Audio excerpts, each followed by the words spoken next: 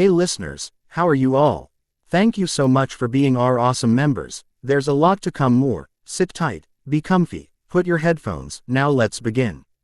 There were many worlds out there. 7 to be exact. Most were inhabited by humans, but one world was special. It is the world of the immortals, born many millennia before the other 6.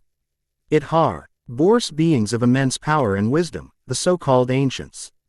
They were there since time decided to move, with varying degrees of powers amongst them. Some were pure and kind while others were evil and destructive. But all of them as old as time and not knowing death, having been alive even before the first humans were created. Not many knew why or even how humans or the other worlds were made. Many thought it was one of their own with more powers that did it, and others believed that it was just an anomaly that should not have been there. Then they thought that it might have been the one had created the ancients themselves so that they may have servants as they should deserve. Yet nobody really wanted a human slave. They were very primitive and very similar to the animals that already lived on the worlds. However, that changed slowly as the years passed by, many thousands of years. The ancients watched as they grew into big civilizations, each world more different than the other yet all having much similitude. A fraction of the ancients soon became more and more interested in them as the humans grew intelligent while others simply didn't care. It all became worse when some of the evil ancients started going to the other worlds to make the humans suffer and take fun in creating natural disasters that killed hundreds, destroying the villages and cities that the humans built. And taking many of them as slaves and servants to do chores or just torture them for their own pleasure. The humans called them demons, those that came from the deepest level of hell, they said. Humans did have weapons of many kinds, and many techniques to fight, with each world having a different type, used for many battles and wars with themselves. They outnumbered the few ancient demons at least 10,000 to 1. Yet they were no threat to them, and unfortunately, could only run and hide. The more peaceful of the ancients took pity in the weak humans and failed to understand how some of their kind could do such things out of fun. 64 years after the first ancient stepped foot to the human worlds to create destruction and demolition, it was finally decided that enough was enough. The more powerful of the ancients that took the humans' sides went out to the 6 human worlds. For the humans, they came to be known as the angels, coming down from the heavens to save them. Demons and angels fought. It was no easy mission since it was hard to defeat an ancient. They would just reform again somewhere after been destroyed. They had to capture and bring back all ancients and also had to make sure to block more from coming to the human worlds. So the war went for over 500 years before the battle eventually ended, with the humans' side as winner. But the price was too high. Many humans died even if they hadn't fought. They were simply in the way. Also, almost all of the human creations and technology was destroyed as well, and so they had to start again from nothing. The worst was that the worlds themselves were damaged. The power the ancients fought with was enormous. Would the battles have taken more years, the planets would have died and collapsed. It was the ancients' fault. Therefore their responsibility. Many powerful ancients were charged with the task to create a powerful barrier that would keep anyone from venturing into the human worlds. Why the most powerful of them could dream of bypassing it. Also a council was created that made and enforced many laws regarding the humans. They were the ones who helped the worlds to heal. Powerful ancients like Kami, Destiny and Shinigami were charged to watch over them and guide them, as well as keep them from destruction and holding a balance. They later discovered that the humans developed powers, similar to their own, only much weaker. It was the leftover of their energies that remained in the human worlds from the big battles that was absorbed over years by the humans. The powers were different in each world, but it was evident since the ancients were spread through the worlds, each had a different level or kind of power. With the leftover powers even a few new beings were created in some worlds. The human called them monsters, demons, hollows, devil fruits, biju and others things. Also many of the fallen and defeated ancients forgot their weapons in some of the human worlds. Saint of them were in the world of the pirates. The weapons were different types of swords, spears, shields and scythes. The most powerful of them were what the humans of that world called the 12 dragon swords. Some of the ancients tried to get them back, but the barrier was already up. The weapons were of immense power, but luckily, humans could only tap into a very little amount of it. So the ancients forgot about them and created new weapons for themselves. The world of the ancients. It has now been 3,500 years since the barrier had been created, and the council of the ancients now sat together in a huge luxury room. There were 25 of them. The most powerful of them, Kami herself, was in charge most of the time. It was a rare occasion for them to meet together to discuss something.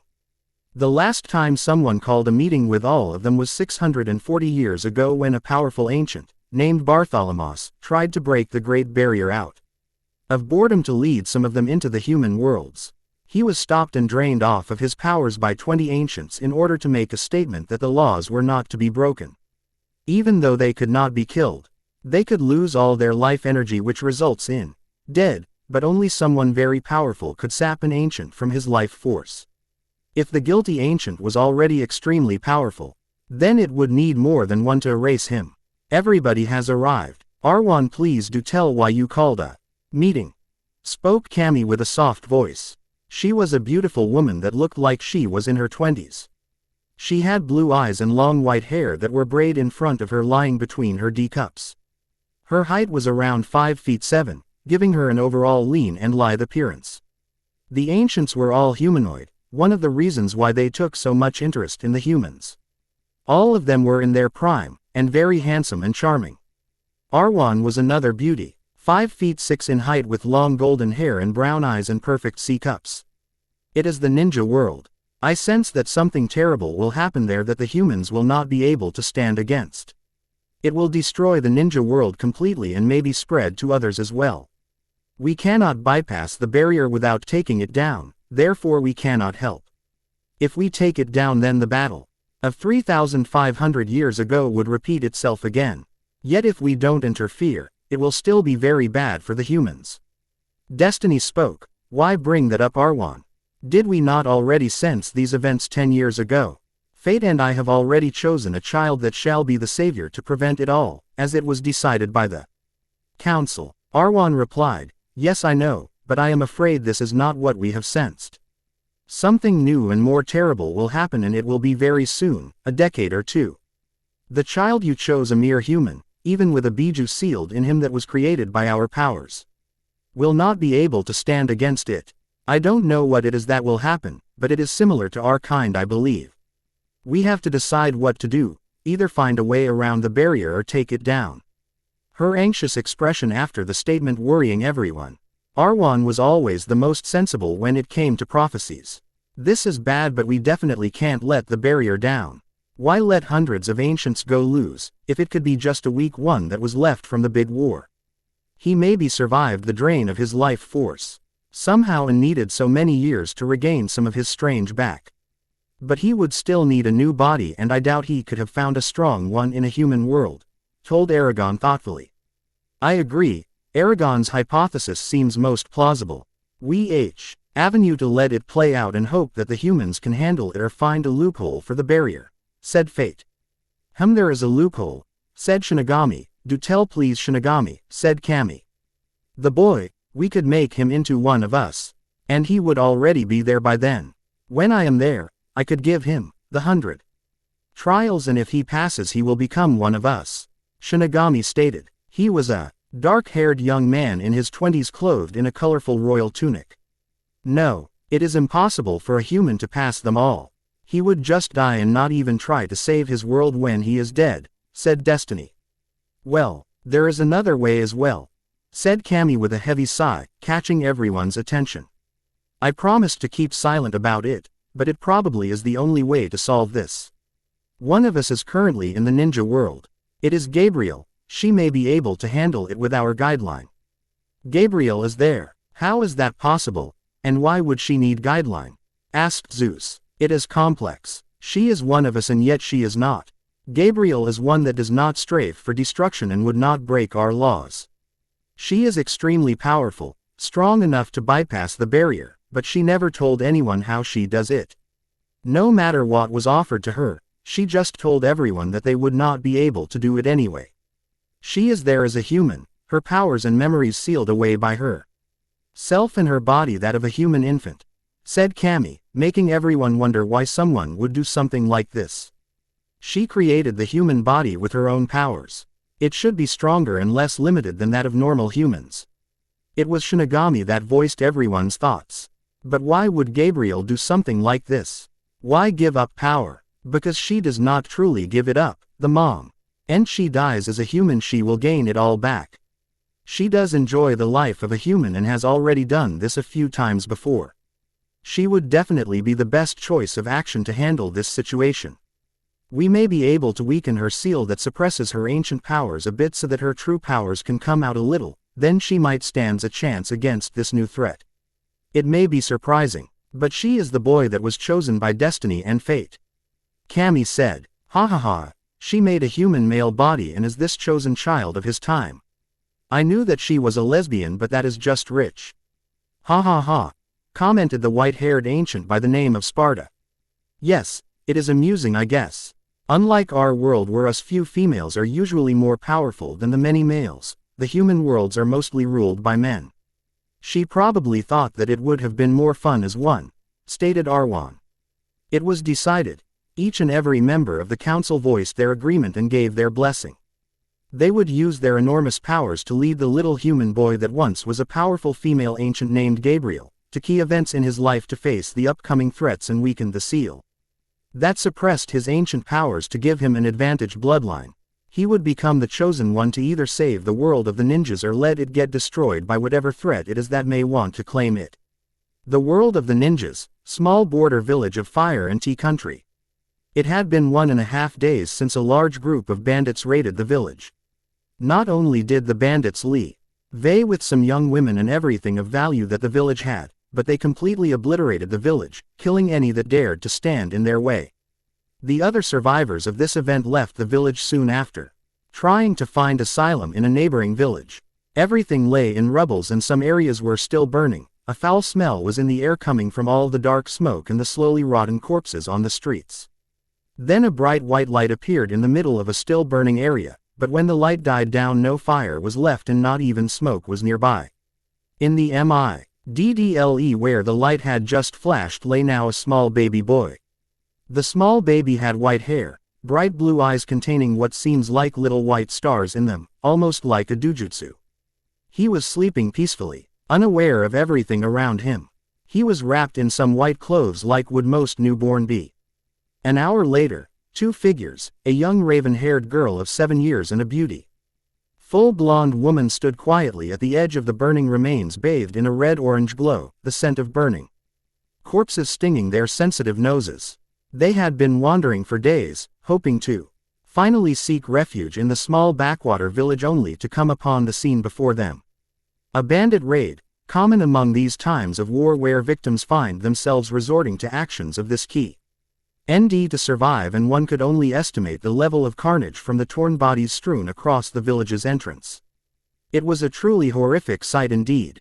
The woman's eyes locked onto the mutilated body nearest to her, one that had been dissembled by a well-placed swing of a bladed weapon, and she began to shiver, an uncontrollable fear taking over her mind despite her experience with such as a famous medic. Her subconscious fed her images of a dreadful past, pictures of her knelt over a loved one with her blood-soaked hands and a terrified expression. Her eyes dilated as she shook uncontrollably.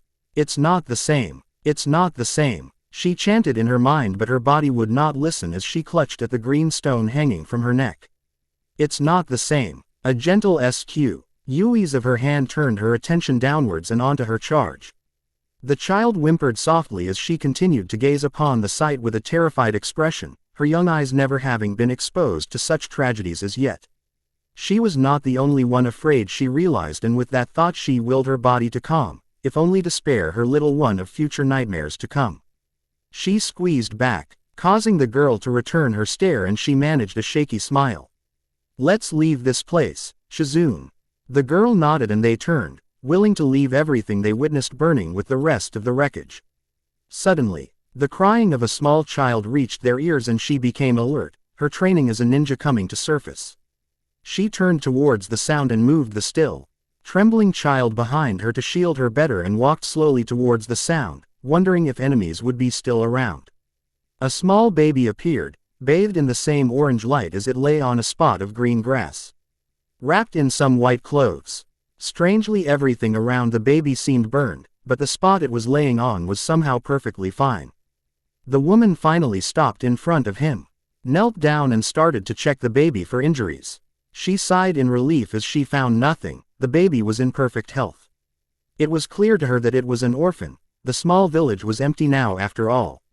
The boy was a newborn, only a day old at most. He even had still his wristband with his name on, but it only said, Naruto.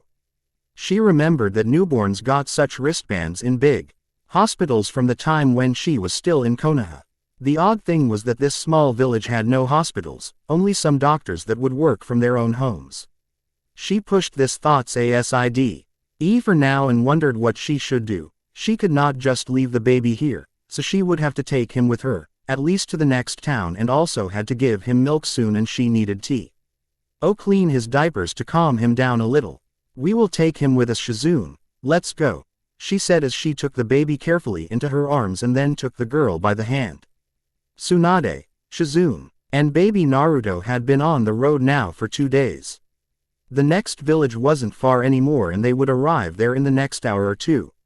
Nothing much happened in the past days. The first thing Tsunade did was breastfeeding Naruto with the help of a medical jutsu she created that allowed her to produce mother milk. She enjoyed teasing Shizune, constantly asking her if she would like to try and breastfeed Naruto too. The poor girl got of course very embraced, which gave Tsunade a good laugh. They also stopped at a small clean river to bath. Tsunade also used the opportunity to catch some fish to eat, which she cooked on a small campfire with Shizune's help, mostly because the young girl will need to learn how to do it herself later on. They also got fresh clothes for Naruto, but Natalie, the only thing they had was some of Shizune's clothes. So he was now wrapped in a black yukata that was a bit too big for him. 2 hours later, they were almost there at a small village. They could stay in a hotel for a couple of days and get more supplies, especially for Naruto. Tsunade had never been here before and just hoped that the village had a small casino or gambling hall. Shizune hoped for some hot springs and Naruto was just sleeping peacefully. Now finally inside of the village they searched for some place to stay. However, instead of a hotel, they found the market street, and so they went into a clothes shop. They bought cute baby clothes of different colors with either a silver cartoon dragon, a white cartoon tiger or a cartoon slug printed on them. They also got all kind of supplies they would need for a baby, not knowing how long they would have to take care of him before finding a nice orphanage. Tsunade lovingly dressed him into the first set of the new clothing before leaving the store. Naruto looked really cute in the outfit and seemed like he loved the new clothes as if they were very comfortable, but it was probably just the attention of his mother that he enjoyed. Tsunade indeed gave him a lot of attention, as well as affection with hugs and kisses. She talked and smiled at him like a mother would to her newborn baby. After shopping they went to a small restaurant and ate some lunch, after breastfeeding Naruto. After that they finally found a small inn to stay and got a room with 2 sleeping mats and a bathroom, so they each took a bath, with Naruto getting new diapers. Since it was already late, Naruto was asleep fast, but would most likely wake up in the middle of the night like he always did. Tsunade made Shizune go to bed as and breathed a sigh of relief as she left to find some place with sake. She really needed some. 5 years later, somewhere in Fire Country, a small 5-year-old boy with spiky white hair and blue eyes with little white stars in them was currently playing tag with a 12-year-old black-haired girl, both laughing happily and enjoying themselves.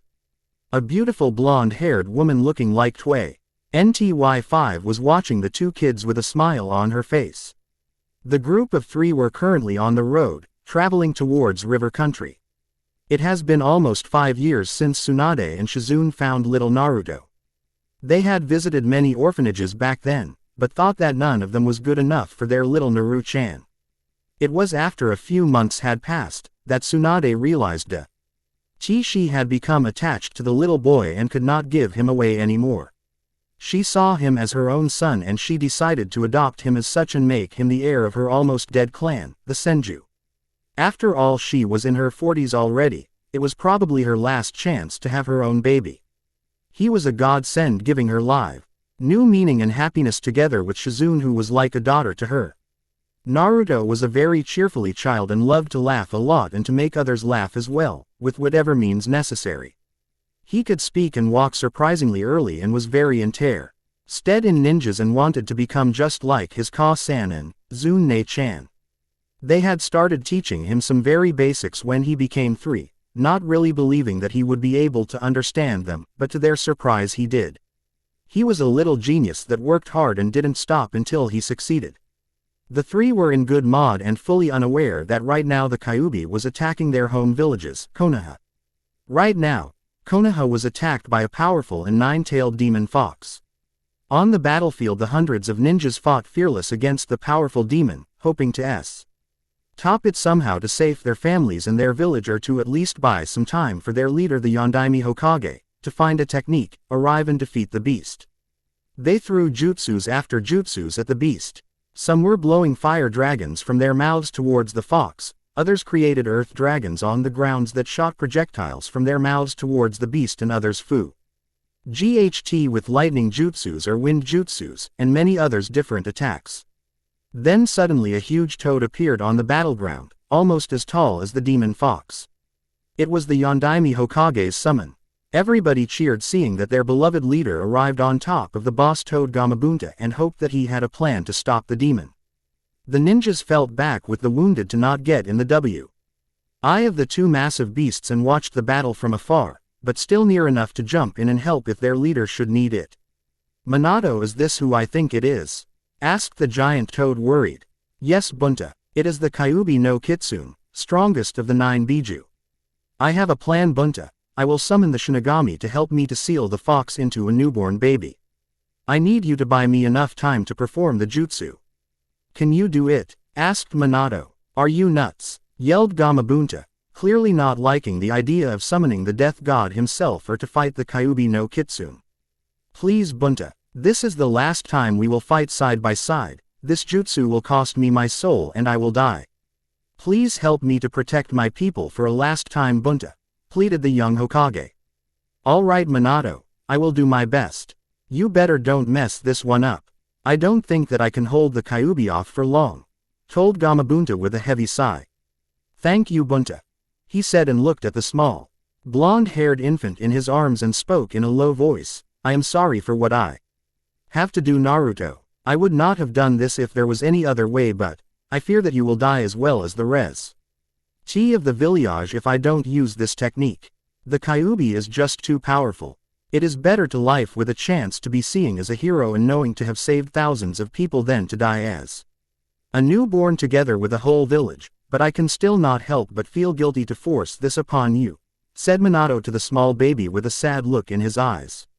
He then begun with the hand seals for his forbidden jutsu, the Shiki Fujin corpse spirit sealing method that summoned the Shinigami to seal the Kyuubi into an infant.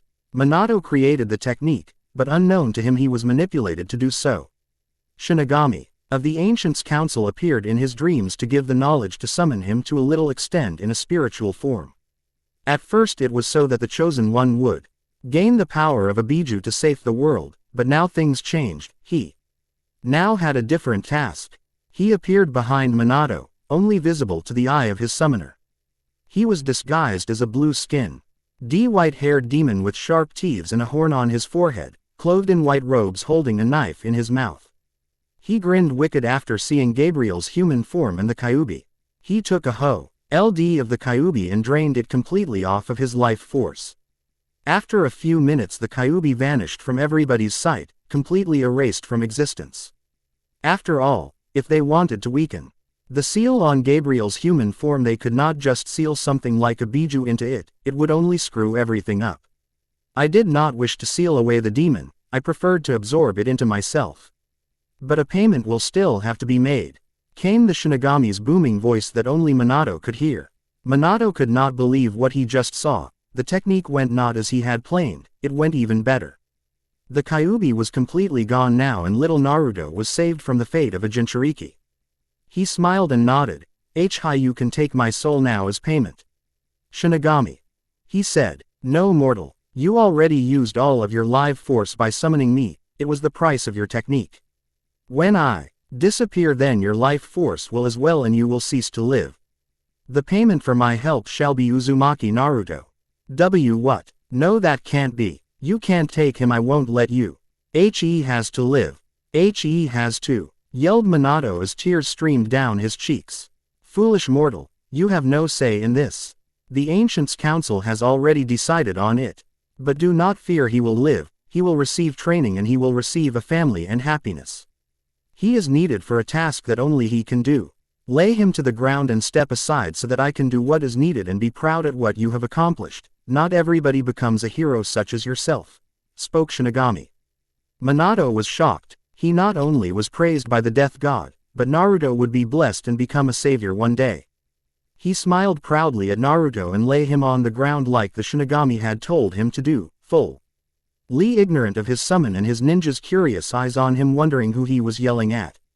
He stepped aside and a bright white light appeared surrounding the baby, making everybody unable to see for a moment.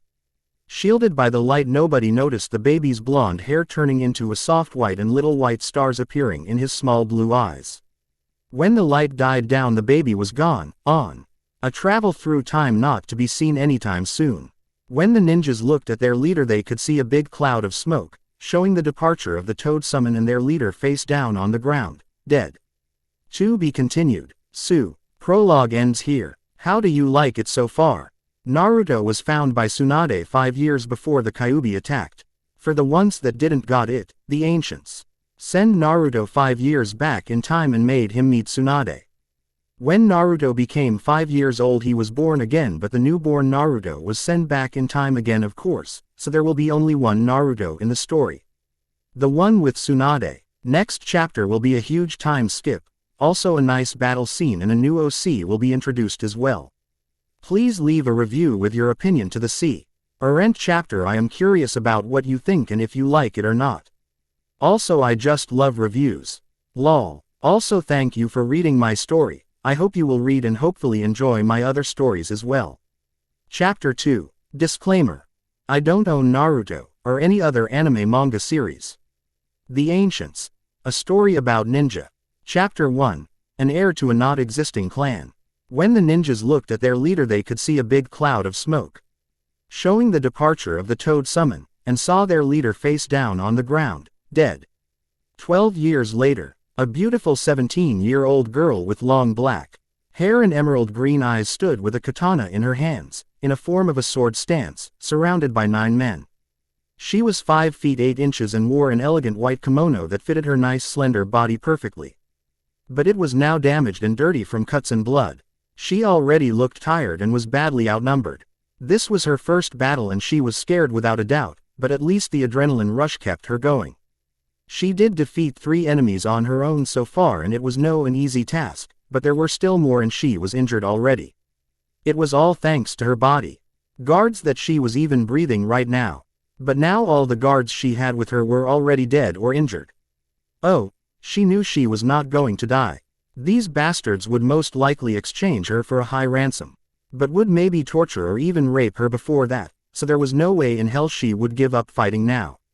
Around them lay many bodies, some from the girls' guards, which mainly samurai, and even more from the attacking Ronin, masterless samurai, and missing ninja. It all came so suddenly. They were on their way back home after spending 3 years at the fire temple where she was training in swordsmanship, hand-to-hand combat, chakra control, medical techniques and many other useful things. She didn't have to go or train. It was her own decision. She wanted to be able to defend herself and others. Like her mother or little sister, she was sure that her father wouldn't need it. He was a strong swordsman and trained himself whenever he had spare time. He refused to be weak. Even though he had countless samurai as his guards and warriors, she wanted to be strong as well, and not be dependent on others. So since the age of 8, she trained. Her father got some of the better samurais to teach her at a slow pace. Unfortunately, he could not train her himself, seeing how he was almost constantly busy with work, but she was still happy that she had some teachers to help with her training.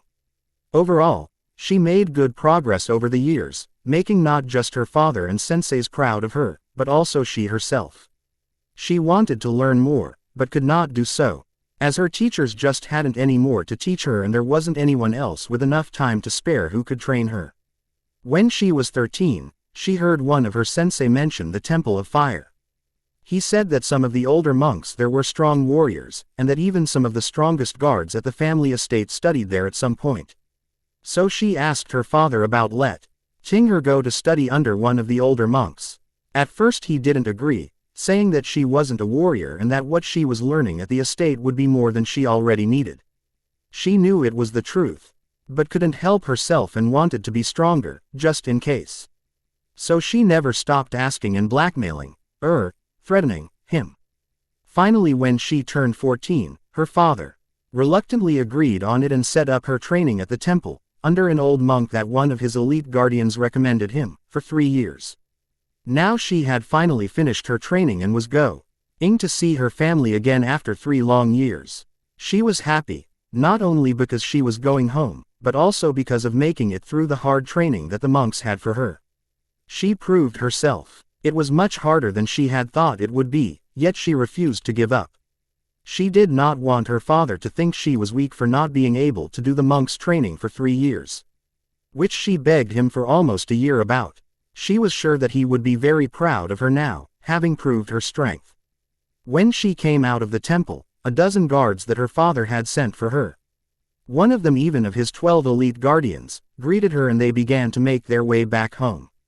It was supposed to be a safe trip, since they were in the fire country after all and our family estate was just a 6 days trip away at normal speed. The first 3.5 days did pass and nothing happened at all. That's when all hell broke loose. They had just made camp again, to eat and rest afterwards. Nobody expected the ambush. Dozens of men came out of the bushes running at the camp and engaging them in a fiery battle immediately. The enemy size was overpowering them, outnumbering them 3 against 1. And with the element of surprise on the enemy's side as well. Most of her guards were already injured before they could even draw their weapons. Worst of all, she was too shocked to do anything. She simply froze, terror running through her veins. She might have had training, but on the other hand, she had close to no experience. She had never been in a real battle before. Her guards did their best to not let anyone get close to her, and did a good job so far. Eventually she came out of her shock and drew her sword, making an even bigger target of herself. But the battle didn't go so well. There were simply too many of them. This was what she trained all these years for, so she would fight and prove herself ready. And with that thought in mind, she charged in. That was an hour ago. And now all that was left were the last 9 enemies, some of the stronger ones of the bunch, missing nins from various countries, some even of the fire country itself. The elite guardian, Chiraku, had just fallen a minute ago and lay unconscious. All focus was solely on her now and it scared her. It was clear that she wouldn't make it without a miracle and escape wasn't an option. She was not fast enough to run away with her injuries. Be a good girl and give up. You don't stand a chance against us. Now just give up and we won't hurt you too much if you play along. I am sure you know what we want, said one of the 9, a smug smile on his face. He was 6 feet tall and had a slashed Kumo forehead protector. He was bald and had a blonde beard. Dressed in dark blue and black, his clothes looked rather poor and old. He was completely uninjured, and whether it was due skill or cowardice hiding behind his comrades the whole time, she didn't know. But she did know. What they wanted. Money from her family. They were greedy bastards with no honor. She was sure that they did stuff like murder or rape. She would sooner use seppuku, a suicide ritual by disembowelment, practiced by the Japanese samurai or formerly decreed by a court in lieu of the death penalty, like she learned it from one of her sensei, than let one of these bastards get a hold of her. Shaking her head, she reasoned with herself. She was not stupid. She needed to be calm now, like she learned at the temple. She could not fight in the current situation, it would be suicide. She had to win with other tactics. So she calmed herself. She left her sword stance and lowered her katana and sheathed it. You were right, as much as I hate to admit it, I cannot win. You seem to be the smartest and strongest out of your group being uninjured like that. You are the leader, aren't you? She asked even though she was pretty sure that he wasn't. Bandits like them rarely had a true leader, and many of them were arrogant. often starting fights among themselves. The other 8 didn't like to hear that one bit and felt insulted, even more when the reply of their comrade came, "Ha ha ha, I like you, girl. I see you have a good eye for such things. Of course I am the strongest of them, you hear her, guys. You can call me Leader Sama from now on. Ha ha ha." And yes, the others did hear him, but that didn't mean they had to like it. But the girl started again before anyone could start yelling at the piece of shit. "I thought so too, but then why still keep up with them now? I mean, look at them, they are injured and tired. Some even more so than me. Surely none of them are at your skill level. I already lost all my guards and I myself am injured. If I were you, I would get rid of them while I can and get all the money for myself," she said, not bothering to hide her smirk. Nobody noted the 10th figure hidden in the surrounding, grinning as well at the cunningness that the girl had shown. With that said, the others immediately took out their weapons and kunai, ready to strike at any moment. Each person was eyeing the others, as if daring them to attack. Everyone saw that the bald ex-Ku Mo ninja was really considering the girl's advice. He then gave a huge grin and spoke, "That is really a good idea, girlie, hee, but I am nice. I will just take you with me and let my comrades leave, He really gave their all to deal with your little guards. Ha ha ha." He then made his way towards the girl. The other 8 were pissed now. That bastard not only hid from the fight at the beginning, not helping in the least bit, yet now he also dared to claim the girl all for himself. They cursed and shouted threats at him, and one ex-mist ninja just sprinted towards him, holding a wakizashi in his hands. He jumped and raised his blade above his head to bring it down at him, but the bald ex-Kumo nin reacted and jumped back to avoid the strike and took a fighting stance with a kunai in his hands. "So you refuse my offer to go with your lives? How foolish, didn't you listen to the girl? Even she can tell that you don't stand a chance," the bald man said with a frown. He started doing hand seals, but stopped when he heard a voice. "Enough." A 6 feet 2 inches tall man with brown hair in a ponytail and gray eyes stepped forward. He wore a scratched leaf headband, and dark shinobi attire. "You will put the weapon away this instant, fool, or you will regret it. You've already cost us too much time with your idiocy." The bald guy flinched and didn't say anything for a moment, as if reconsidering his new plans.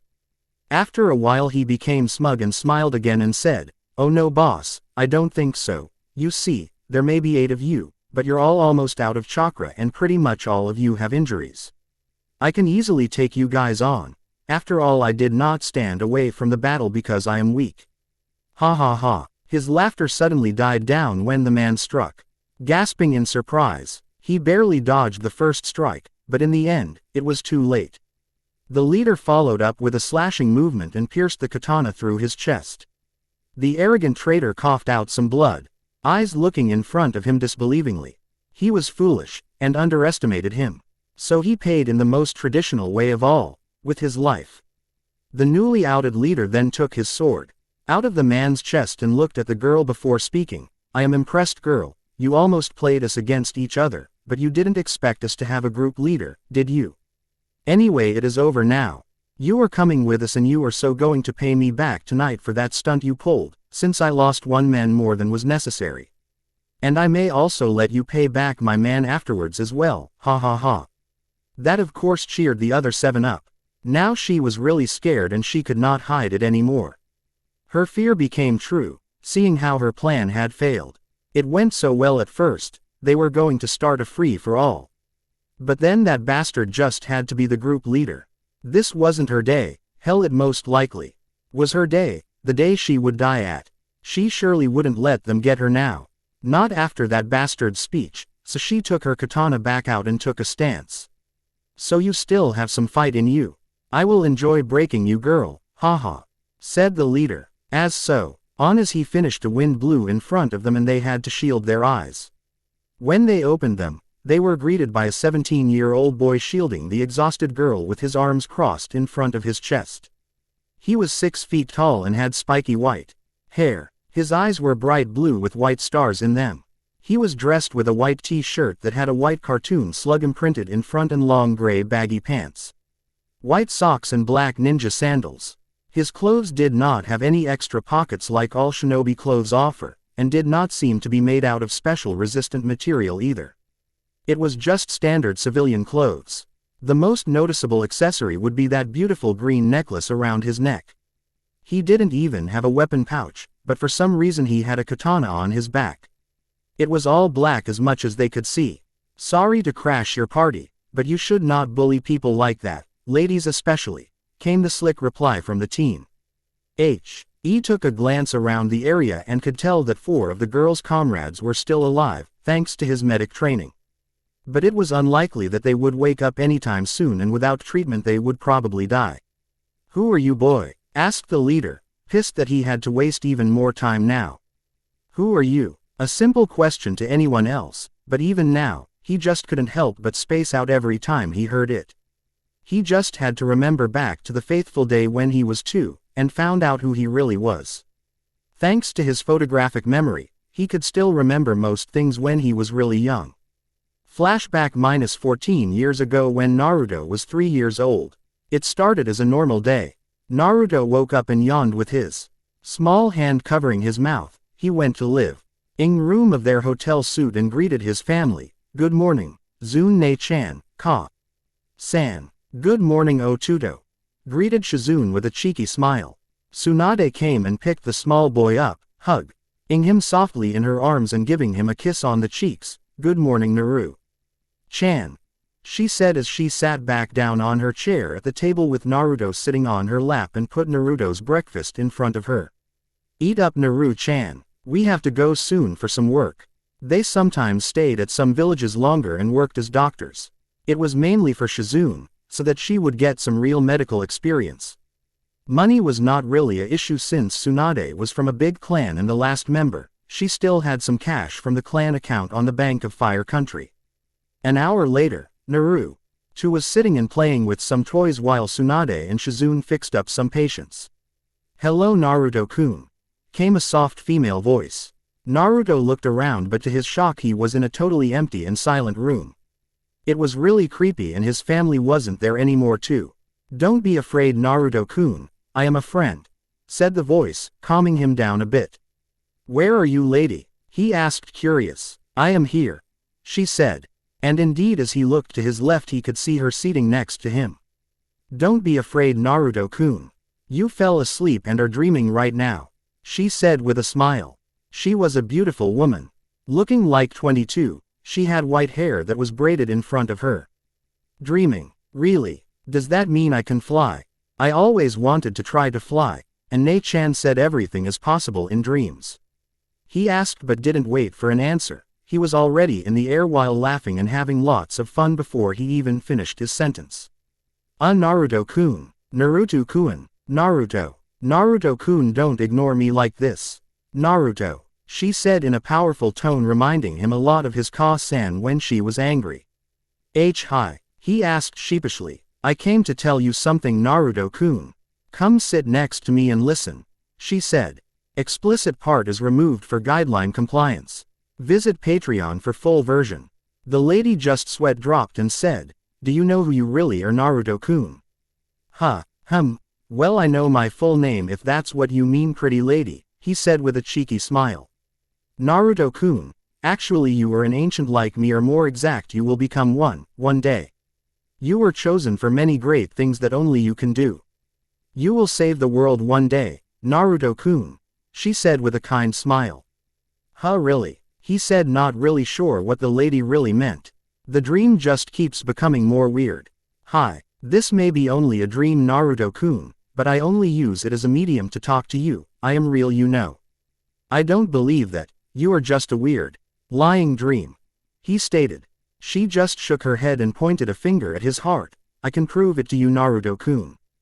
Did you know that there is a swordsman legend that says that some swordsmen carry powerful weapons in their souls? They are part of them, and if the swordsman is strong enough he can call it forth.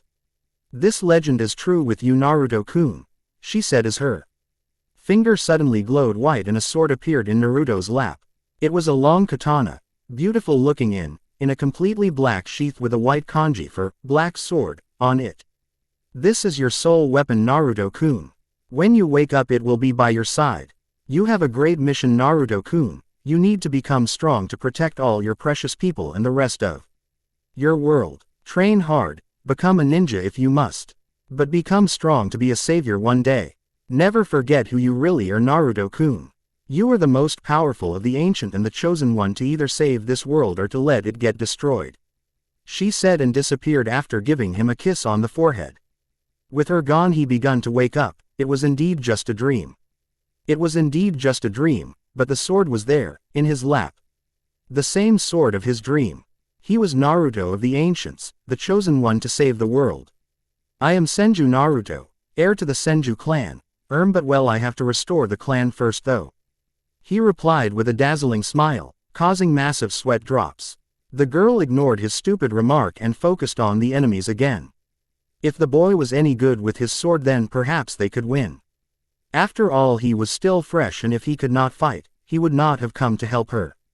Even though he looked like a civilian, his flashy entrance was badass, and she could not help but admire his awesome body. He was cute and hot, and, shaking her head, she desperately reeled her already tired senses in and tried to focus. There was no time for this now, so she forced those thoughts out of her mind, for now. Ha ha ha, please tell me that's a joke, kid. Do you really think we will just let you and the girl go because you think it isn't nice? Look around, fool, this is a battlefield. You should not have come because you will die. Unlike the girl, we do not have any need for you and my patience is ending. The leader's angry announcement caused his men to cheer in agreement. If I were you, I would run as fast as I could, boy. You are lucky that I don't feel like chasing you today. No can do, pal. My mother always said to be nice to women, especially if they are pretty. Naruto said calmly, and glanced at the girl before speaking again with a smile on his face. Looking at her, is there any doubt? She definitely is a beautiful one, making the girl blush. Place. As if my mom were to hear that I didn't help her out, she would smash me through a wall, and I'm telling you right now that she has one hell of a punch. He stated, while rubbing his chin. So come on now, I don't have all day. And some of the guys on the ground still need treatment before they die of blood loss. He shrugged nonchalantly, not really caring about an answer or anything. No, he already had a plan. All 7 men stood very near each other. So he went through a set of hand seals with alarming speed, and with a call of, Kaden. Suin Karyu Sekisho, Fire Element. Twin Fire Dragon Barrier. 2 massive dragons, surprisingly made of white flames, came out of his mouth. One of the dragons took off in a stream of fire to the left and the other to the right, and soon, they made a circle of hot white flames surrounding the 7 men. It was so hot they had to shield their faces, and desperately tried to take a step back. Each of the 7 now stood back to back in the middle of the big circle of flames. The fire wall was almost 9 feet high, which was extremely impressive. Then suddenly they saw something in the air and looked up. It was Naruto, who just had finished another set of hand seals, this time for quite a basic jutsu, or so they thought.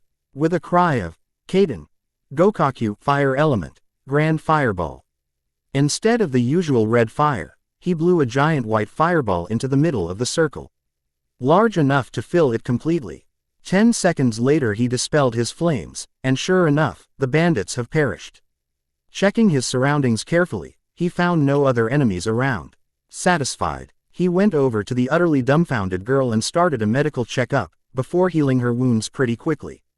It was another 25 minutes before he finished healing the 4 remaining guards as best as he could, and considering who his mother and sister were, they were in pretty good shape already.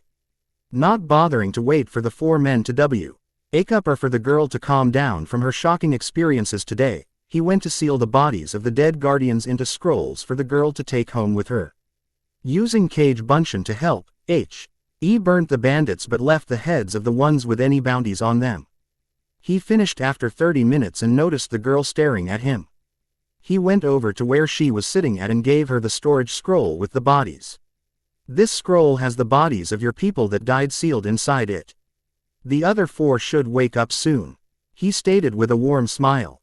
Well then, seeing you obviously don't need my presence here anymore, I will be off now. No, the girl immediately screamed, jumping towards Naruto and hugging him, causing the 2 to fall onto the ground. Please, don't leave, she said quietly, crying into his chest. She was still emotionally overworked and clingy to her savior. He tried to calm her down, rubbing her back and telling her that everything is going to be okay. Finally, after another 10 minutes, she was finally calm. So I am Senju Naruto. What's your name, Missy? The ever-charming smile still on his face. The girl was blushing beet red from embarrassment after realizing how she had reacted and that she had hugged a boy like that.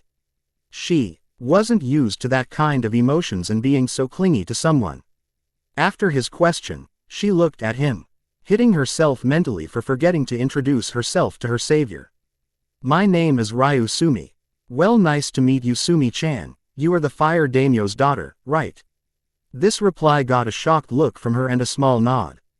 How do you know? Well, the bald guy over there, in the black and white robes, is wearing a loincloth with the character for fire on it, meaning he is one of E12 elite guardians ordered with protecting the fire daimyo. So for him to be here, you must be related to the fire country's daimyo in one way or another. He replied with a smile. Oh, yes, that is Chiraku. To be continued. Thank you for reading my story. I hope you will read and hopefully enjoy my other stories as well. Also, please leave a review with your opinion to the current chapter. If you are wondering about the white flames, it is because of his bloodline limit, which, as you know, came from the leftover power of the ancients. The ancients are mostly all different in terms of power and have different abilities too. So the humans too have different abilities as well. But with Naruto, it is different because he is an ancient himself, just with memories and powers sealed off. He created his body himself. So his bloodline comes from his own ancient's powers.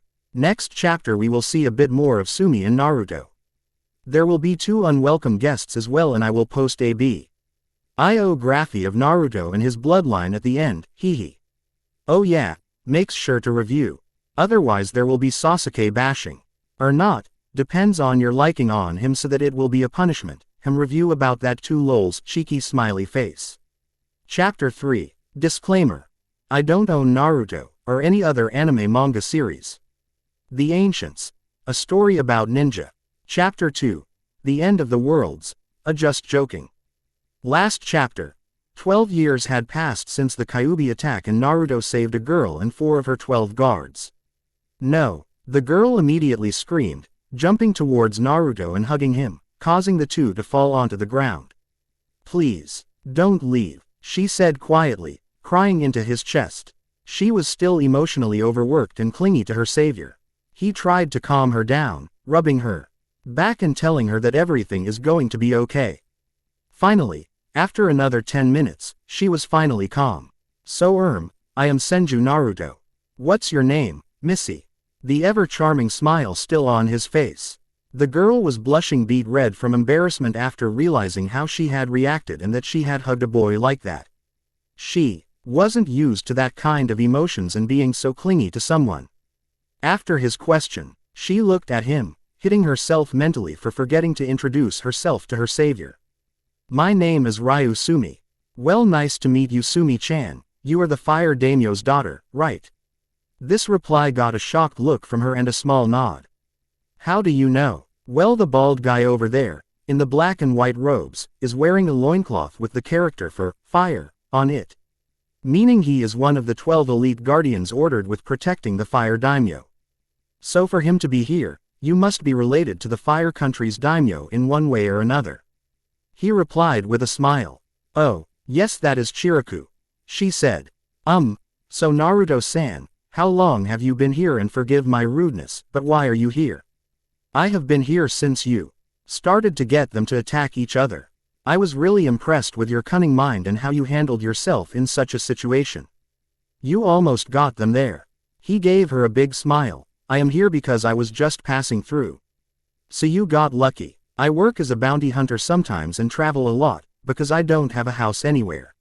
I travel mostly with my mother and sister, but when I hunt for bounties I go off for a few months on my own.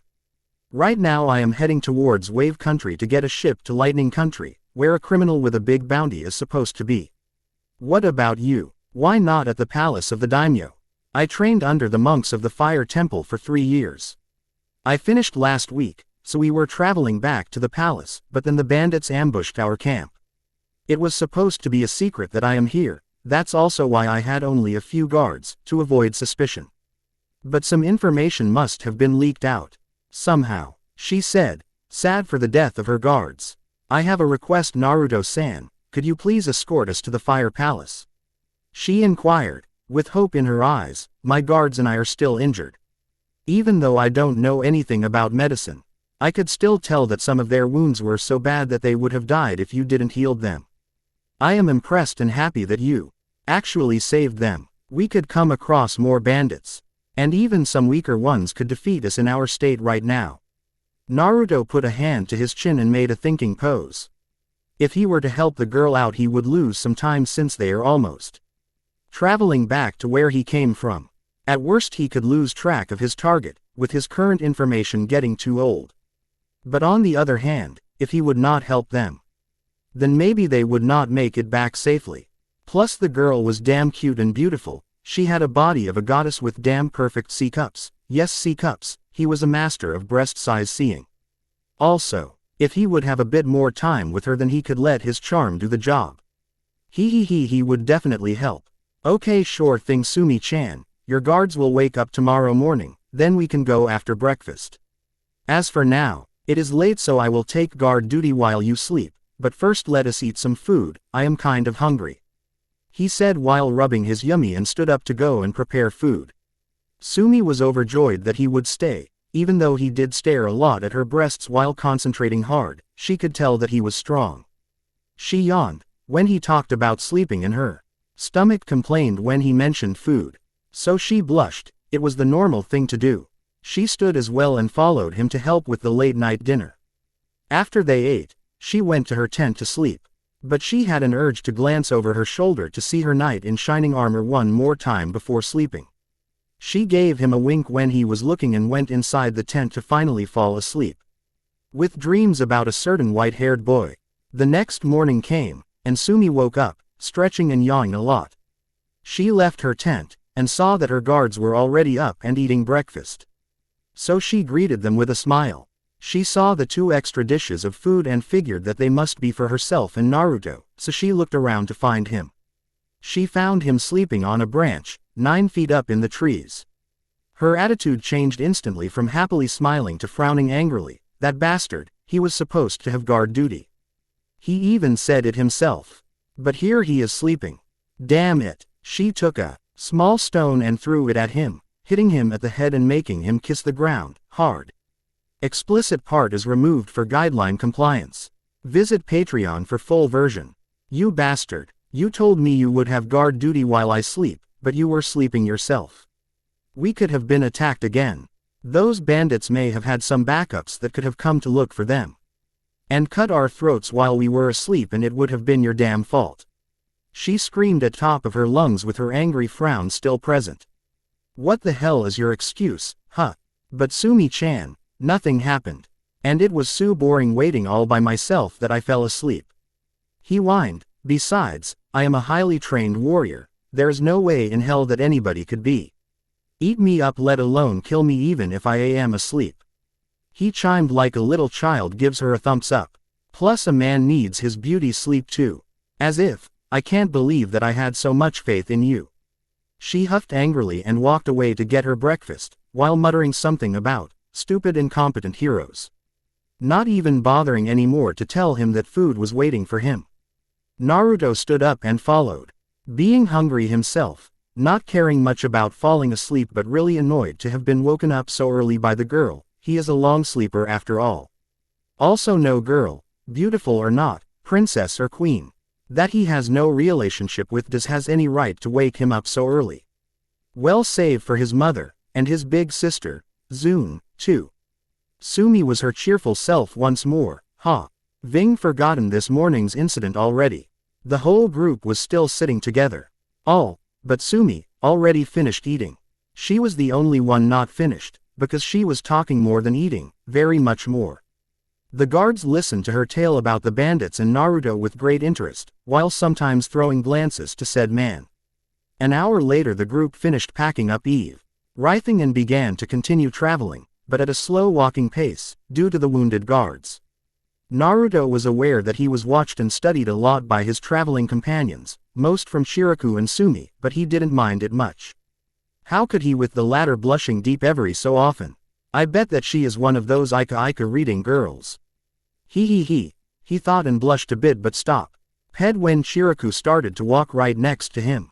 Naruto-san, I want to thank you once more. Without you we would not have made it out alive. I am in your department as well as the fire daimyo, Ryu-sama. I am sure that he will reward you greatly when we arrive at the palace, said the bald man. No problem Shiraku-san, it was just the right thing to do, a reward or anything is not necessary. I am lacking money and am not a materialist type anyway, said Naruto with one of his big smiles and waving his hand dismissingly, stunning the small group of people. People like him were rare these days. If you say so, I wished there would be more people like you, then this world would be surely a much better place to live in. Most people never move a finger if they don't make any profit from it or gain something out of it, stated Shiraku sadly. You flatter me Shiraku-san, blushing a bit and making a feminine hand gesture. But I think there is something good in every person, it's just much deeper in some others. Chuckled Naruto, but didn't really believe in what he said himself. Shiraku just nodded at the boy's obviously stupid beliefs, but chose to not comment on it and just change the subject to a more interesting topic. If I may be so bold, Naruto-san. What were the fire attacks you used on the Rouge Ninja that Sumi-hime told us about? I never heard about flames like that before. Oh that, well I have a bloodline, it's basically more potent chakra. Because of it, Kaden and Raiden attacks end up white and are stronger. But I am not really a ninjutsu type, I only now around a dozen jutsus because they never interested me much, said Naruto. And also are a pain in the ass to learn, because I have to come up with right hand seals myself since the original hand seals don't work for most jutsus with me. A bloodline like this, I never heard of that before. What clan are you from? I am of the Senju clan, but sadly my mother and I are the last. As for you did not heard about a bloodline like that before is because I am the first one with it and I don't show off much, he said, shocking the whole group, minus Sumi's Senju. You are a descendant of the Sho and Nadaime Hokages and of Konoha's slug Sanin Tsunade. How? I mean I never heard about an heir of the Senju. Konoha should have announced that through all countries, even more with a new bloodline, replied Shiraku. Sumi was shocked now as well, having not known about the Senju before. Yeah I am. Tsunade is my mother. As for Konoha, you should see that I am not a ninja, because of my lack of a forehead protector. Konoha doesn't even know about me, I almost never tell my clan name to anyone. My mother left Konoha many years ago out of personal reasons and never went back either. In fact I never stepped a foot into any of the hidden villages. Naruto said and chuckled. I assume you will not spread word about this. No don't worry, we will not. Like I said we are in your debt. Ah that's good, thank you Shiraku-san. The rest of the day was gone rather uneventfully. They made a bit small talk among each other and Sumi and Naruto got to know each other a bit more. At night they made a camp and slept after dinner with Naruto volunteering for guard duty again. Sumi of course made some threats against Naruto before going to bed, she would not have him sleep while having guard duty again. Thankfully she did not notice that Naruto did sleep that night, and only 15 minutes after her, not caring much for anything but sleep. The next morning, the small group did their morning routines, packed everything up and started moving again, with the usual small talk going on between them. Naruto was the first one to wake up this time. He may be a sound sleeper, but he still didn't want to be beaten half to death by the girl. 4 hours later they came across 2 men on the road. Normally this would be no problem, but this time was different. One of the 2 had a weapon, a red scythe, as tall as his wielder with a rope attached on the bottom, getting up into the man's left sleeve and 3 huge blood-red blades on the other end. The 2 were most likely some type of warriors, maybe even ninjas. And both stopped in front of them and stared. They had a bamboo hat hiding their faces and a black knee-length cloak with a high collar, very long sleeves and red clouds on them, shielding their bodies completely, save for their shoes, which were black ninja sandals, showing white socks. Naruto tensed. he stood protectively in front of his 5 charges. He heard about a group that wore cloaks like that, the Akatsuki. He did not know who they were or what they wanted, but he knew that they were all S-ranked missing nins consisting of 8 to 10 members. This was bad. He knew he could not fight them both while protecting 5 injured people. Should the 2 Akatsuki members choose to attack, then it would be really bad for him. He might be better off running or joining them instead. The taller and weaponless one spoke in a deep voice. What a lucky day, ha ha ha. We go for another stupid mission and find 24 million ryo instead. Naruto cursed inwardly. The guy knew about Chiraku's high bounty. He figured that he must be a bounty hunter as well. Fuck off. We don't have time for this crap. Let's just get this over with. We are already late for it. These kiddies don't interest me. Drawled the side wielder, sounding really arrogant. Under other circumstances you would be right, but they are wounded, all but the civilian kid. Taking bald guy's head won't take more than 5 minutes, argued the taller one, and took his bamboo hat off. He had a slashed forehead protector from the hidden waterfall village. With his high collar and black headband wrapped around his head with another larger white cloth wrapped around under it as well, only his eyes were seen. But if you looked closely you could see that he wore a black mask under his cloak's collar too. His eyes were anything but normal. They were dark green with no pupils and the background was blood red instead of white. Naruto's eyes widened. He knew who that man was, and he did not like it. He was Kakuzu from Waterfall, also known as the Immortal Bounty Hunter. It was said that he was over 200 years old and even fought the Shodai Hokage once. He didn't know the outcome of that battle, only that neither died, but he guessed that his great-grandfather kicked the guy's ass pretty good. Whatever, but make it quick or I will make them sacrifices for Jashin-sama, said the side wielder, his hat still on his head hiding his face. The world of the ancients. Ahhhhhchoo. Bless you, Jashin. Thank you, Mephistopheles. I just wonder which bastard keeps talking about me all the time. It's getting annoying, geez. Ah, checkmate, I win again. Damn it, back in the world of the ninjas. Boy, move out of my way. I have business with the bald guy, said Kakuzu, though he wondered why a teen, looking a lot like a civilian, would stand between him and his target. There was something off with the boy that he just couldn't quite grasp. Why, yo, you are the Immortal Bounty Hunter, Kakuzu. Are you not? Yelled Naruto, pointing a finger towards the ex-waterfall nin. Kakuzu and the others were startled by this, but before Kakuzu could reply he lost sight of the boy. He tensed, realizing that he now somehow stood to his right and was prepared to strike the boy, but stopped when he saw him bowing his head a bit while holding a book forward with his hands. I am a huge fanboy of you, can you please sign my bingo book? Asked Naruto, even raising his head again with the puppy eyes no jutsu activated, causing everybody to sweat drop and Sumi to fall over. He is a fanboy. To a guy. What the hell, she thought. You bastard. You are supposed to guard us, not befriend with our enemy, yelled an angry Sumi, with a face expression that could put the devil to shame. But Sumi-chan, this guy is a famous bounty hunter legend. Deadpanned Naruto. Kakuzu was getting annoyed, this was taking more time than necessary. He was going to tell the boy, no, go and fuck yourself kid. I am not interested, but before he could he was cut off by Naruto. Come on senpai, I will pay you even 100 ryo of cash. 100 ryo was not much. Hell, you could barely eat some good dinner with it, but the greedy bastard known as Kakuzu just could not bring himself to say no anymore. He took the book and signed it and pocketed the 100 ryo. Here brat, now get the hell out of my face already. Ah yeah of course senpai, do your magic. I might learn a thing or three. Chimed Naruto as he walked off to the side, watching with visibly great interest. Sumi and the others were dumbstruck. Naruto, who saved them before and was supposed to do it again, just abandoned them in their injured state, to AS-ranked missing nin/bounty hunter and his companion no less. Chiraku didn't expect this, he thought that Naruto had at least the guts to help them fight or run, but he could not change that now. He knew that the guy was only after him and his bounty. He probably did not know who Sumi was and hopefully would let her go. Sumi-hime, listen, They just want my bounty, so you and the others just keep going, I will settle things here and catch up later if I make it out alive. What? We can't just leave you behind like that, Shiraku-san. We are no cowards like that bastard. Pointing towards Naruto.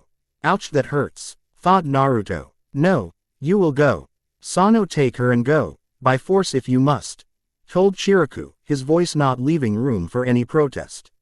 The newly named Sano and the other two guards grabbed Sumi and ran off.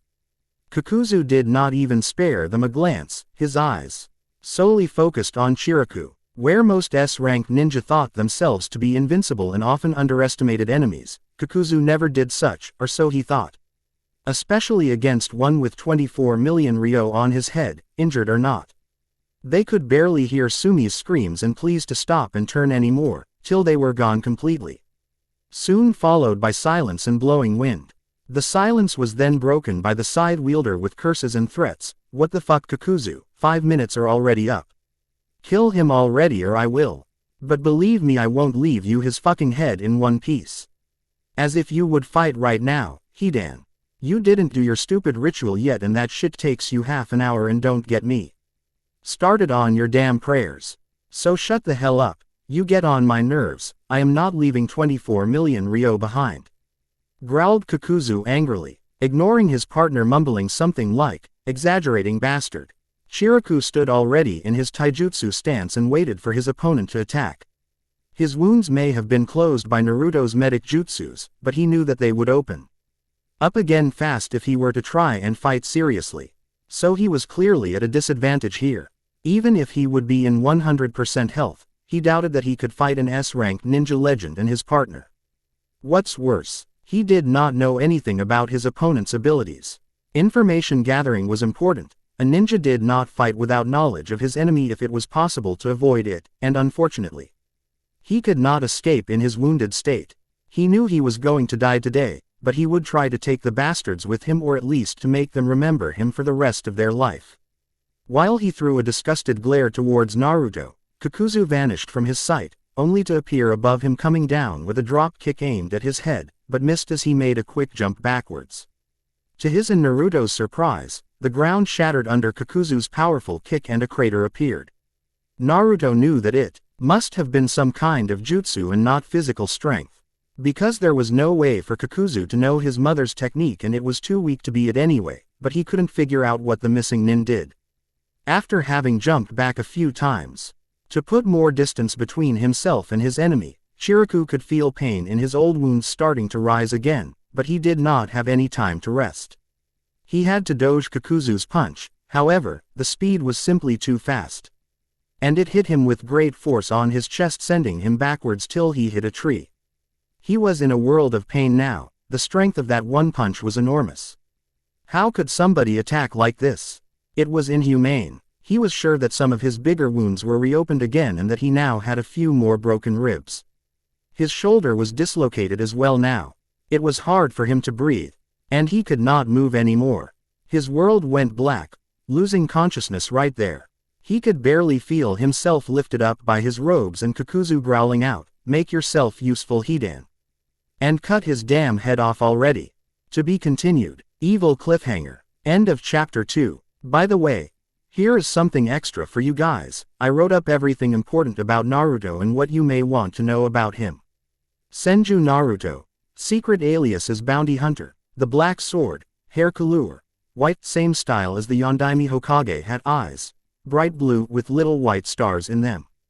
Age, 17. Height, 6 feet. Bloodline, Hakuseki, white energy, a powerful energy that can be used like chakra.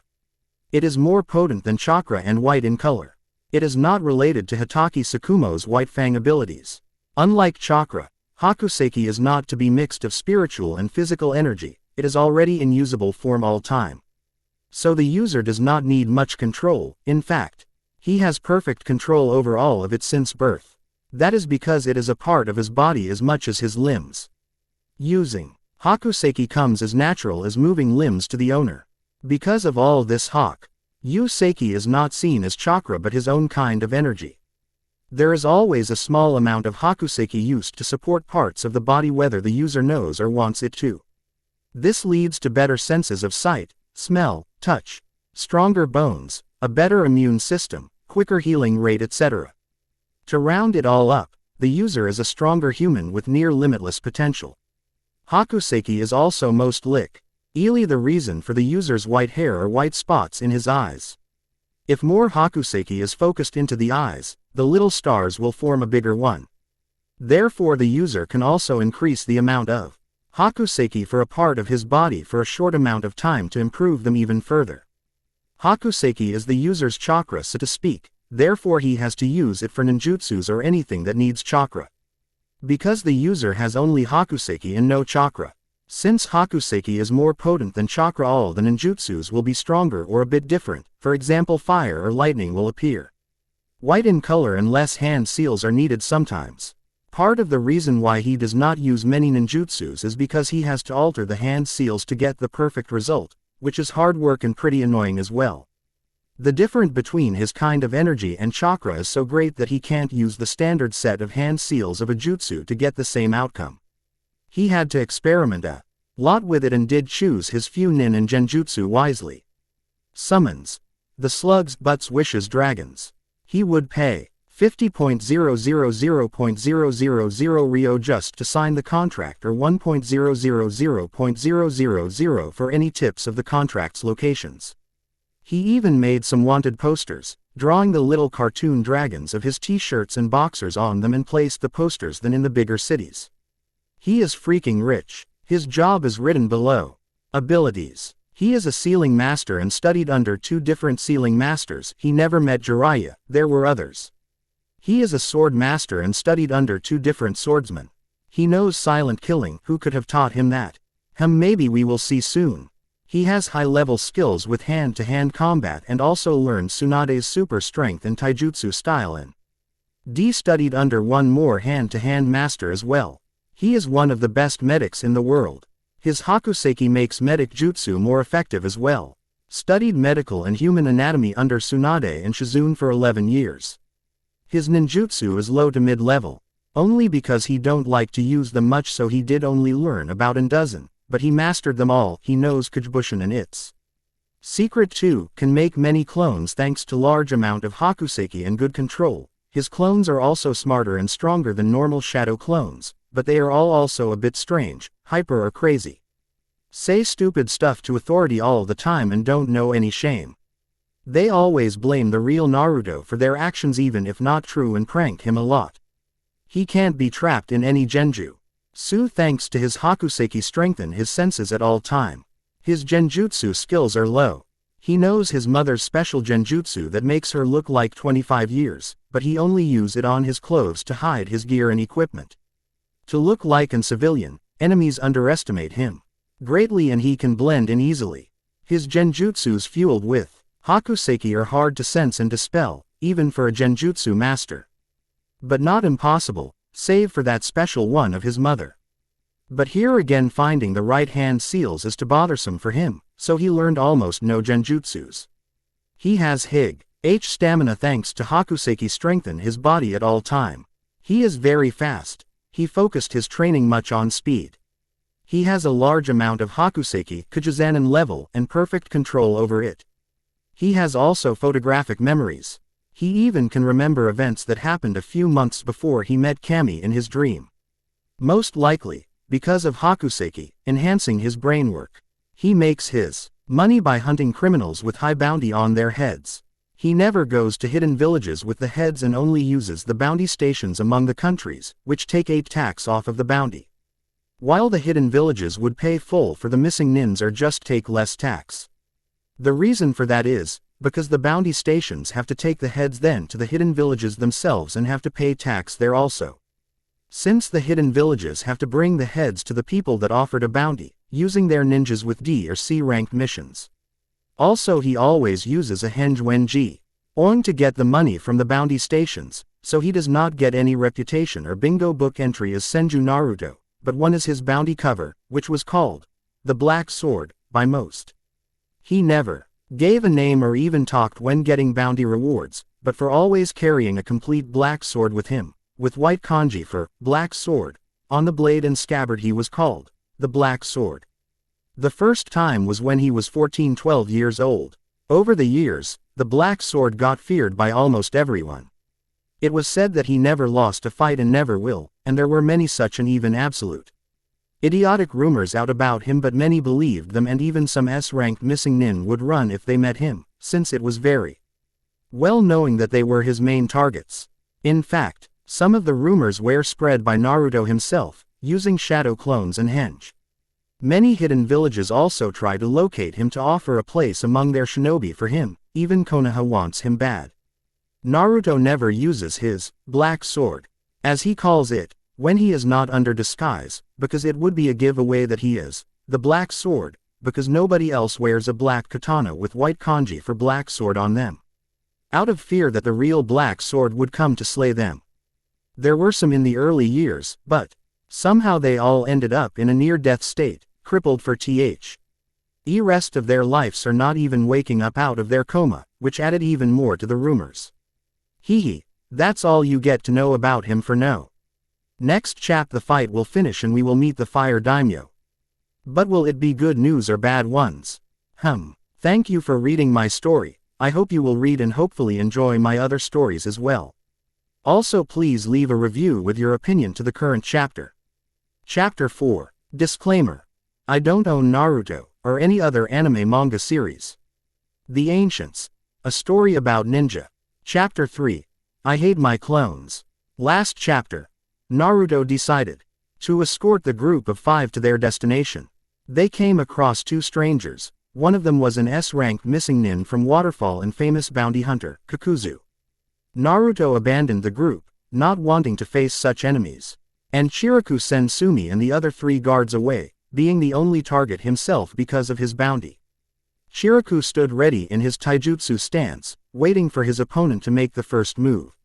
His wounds may have been closed by Naruto's medic jutsus, but he knew that they would reopen again should he try to fight seriously, so he was clearly at a disadvantage here. Even if he were at 100% health, he couldn't say with certainty that he could fight against an S-ranked ninja legend and his partner and come out victorious. To make matters worse, he did not know anything about his opponent's abilities. Information gathering was important. A ninja did not fight without knowledge of his enemy if it could be avoided, but he could not escape in his wounded state. He knew there was a high chance of him dying this day, but he would at least try to take the bastards with him. Throwing a disgusted glare towards Naruto, Kakuzu vanished from High's sight only to appear above him with a drop kick aiming at his head, missing as he made a quick jump backwards. To his, and Naruto's surprise, the ground shattered under Kakuzu's powerful kick and a crater appeared. Naruto knew that it must have been some kind of jutsu and not physical strength, for there was no way for this missing nin to know his mother's technique, though if one looked closer, they would see the vast difference in the 2 jutsu's strength. Still, looking at the size of the crater, he couldn't figure out what the missing nin did. After having jumped back a few times to put or distance between himself and his enemy, Chiraku could feel pain in his old wounds starting to rise again, but he did not have any time to rest. He had to dodge Kakuzu's incoming punch, and hopefully counter it in one way or another, but it was futile given the fast speed it hit him with. Force directly blasted into his chest, sending him backwards till he collided with a tree trunk. He was in a world of pain now. The force behind that one punch was enormous. How could somebody attack like this? It was inhuman. He was sure that some of his bigger wounds reopened again and that he now had a few more broken ribs. His shoulder was dislocated as well now. It was hard for him to breathe, and he could not move anymore. His world went black, yet he could not tell if it was because he was slowly turning unconscious or because he was temporarily having his eyes closed. He could feel himself being lifted up by his robes and heard Kakuzu growling out, "Make yourself useful, Hidan, and cut his damn head off already." "That was about fucking time, Kakuzu.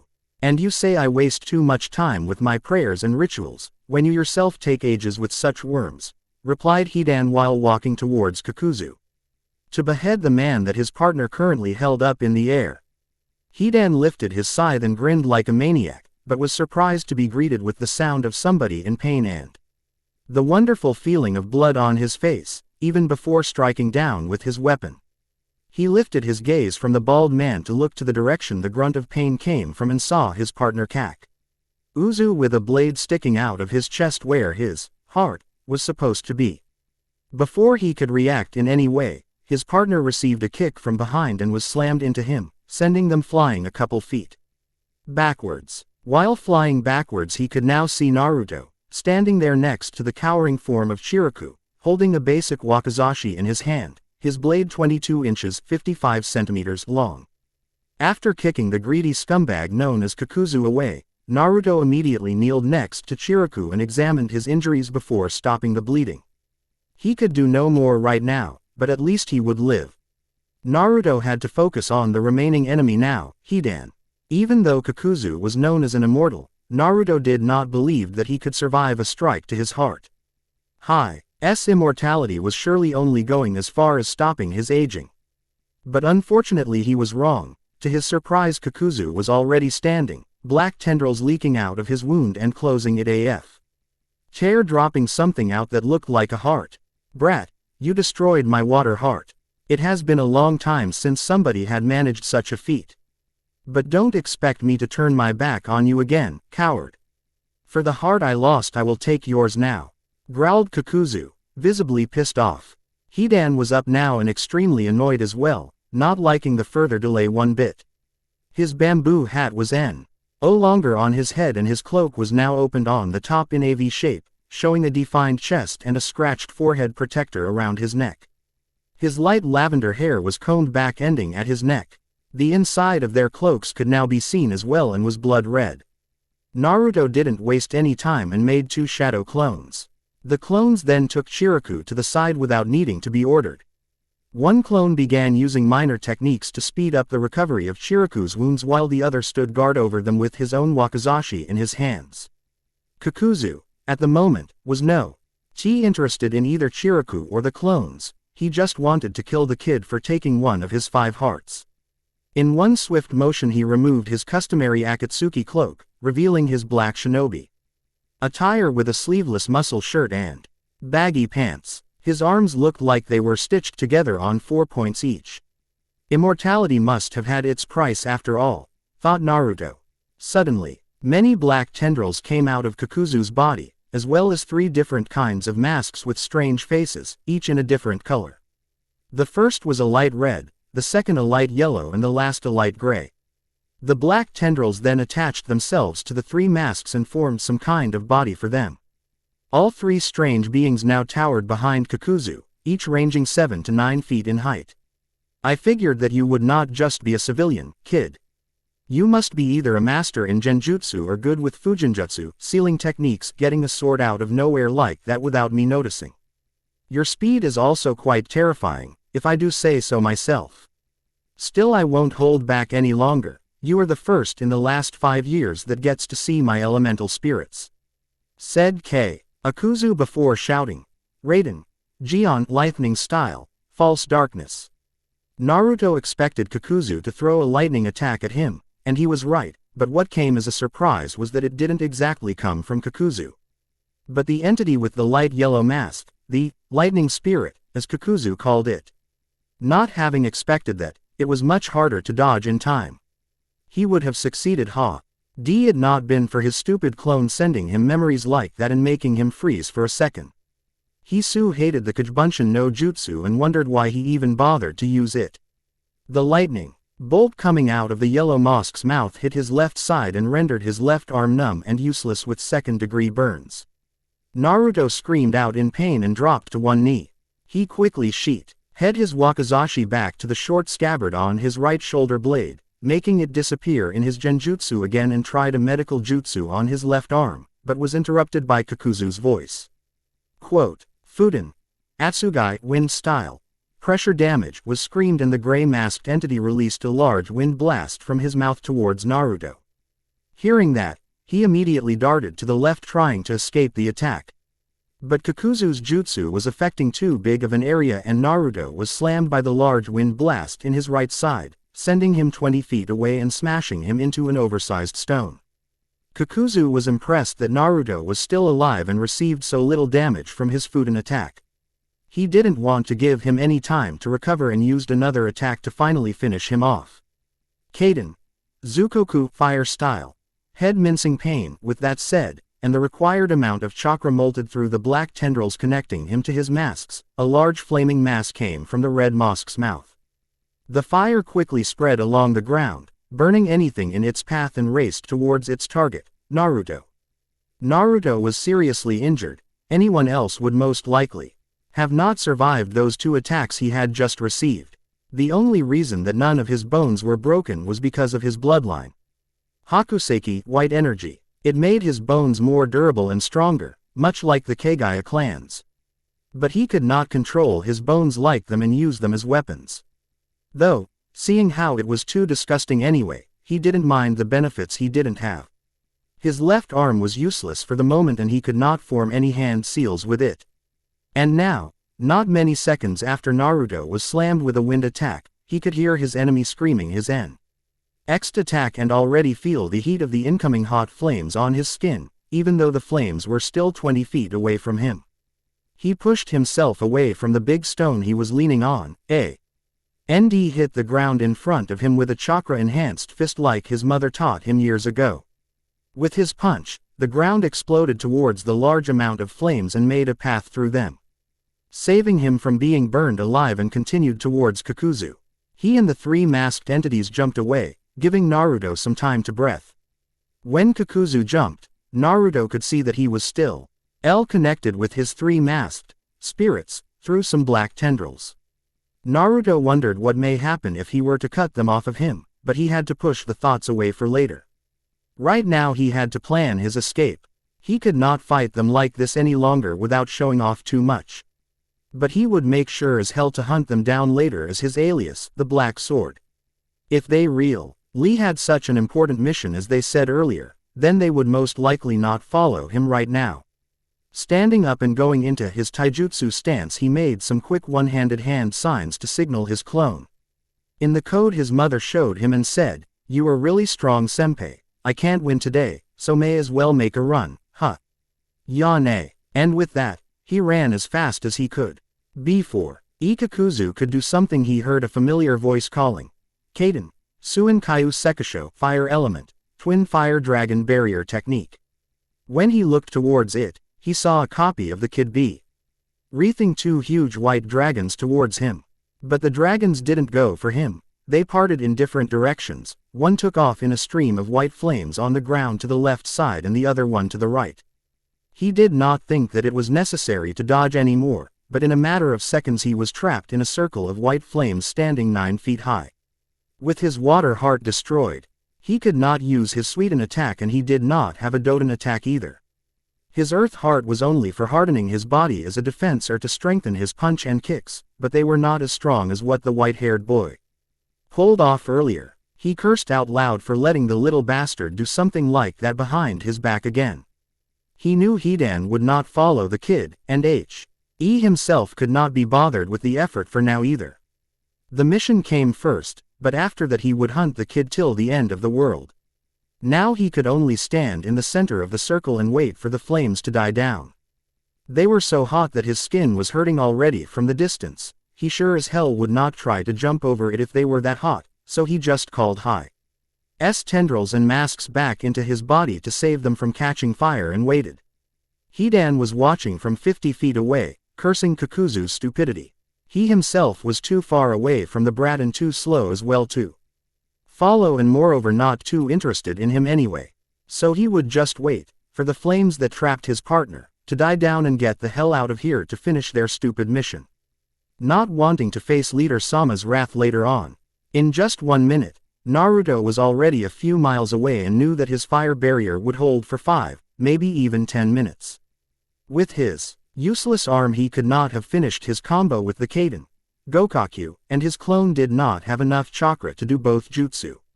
Though to be honest, he did not expect for such a simple attack MBO to work against someone like Kakuzu and the unknowing factor in the form of his partner Hidan, so running seemed like the best option for him. He stopped to catch some breath and treat his wounds a bit. He would have to find the others now. Shiraku needed treatment as well after all. 5 minutes earlier, 5 miles away of the battle, Sumi and her remaining 3 guards were heading as fast as they could towards the Fire Daimyo's palace. At this speed they would arrive there in a day, and hopefully send some help for Chiriku. None of them were talking right now, only running as fast as their old wounds would allow. It would have been extremely silent, would it not have been for the group's running footsteps, the blowing wind due to their quick pace and Sumi's crying and sobbing. She Street. Il could not believe that they had to leave Chiriku behind. He was one of the few guards she knew well. He always talked and sometimes even played with her when she was younger. He even trained her spend time with her when he did not have to, being a personal elite guard for her father, not her. He was the one that told her so many stories, like how he trained in the fire temple among the monks in his younger days. He was the reason why she wanted to train there as well, to reach a level of skill like Chiriku. He was like an uncle for her, and now he was going to die most likely. And Naruto, that coward, did not even try to help them. She knew he was strong, that he could have done something. At the very least, stall the enemy to give them an opportunity to run and then later run himself. But no, he had to be a coward and leave them in their wounded state to fight an even stronger enemy. She wanted to hate him and to blame him for that, but she could not. He saved them before after all. Had it not been for him, then not only would Chiriku have been dead, but she and the other 3 guards as well, and that was already 2 days ago. No, she was just angry at the coward, but more so at herself. She was not strong enough to do anything, even after all the training she went through. Sano interrupted her, however, before she could continue such thoughts. "Damn, somebody is coming from behind," said Sano, and not a second later the person was already there behind the group.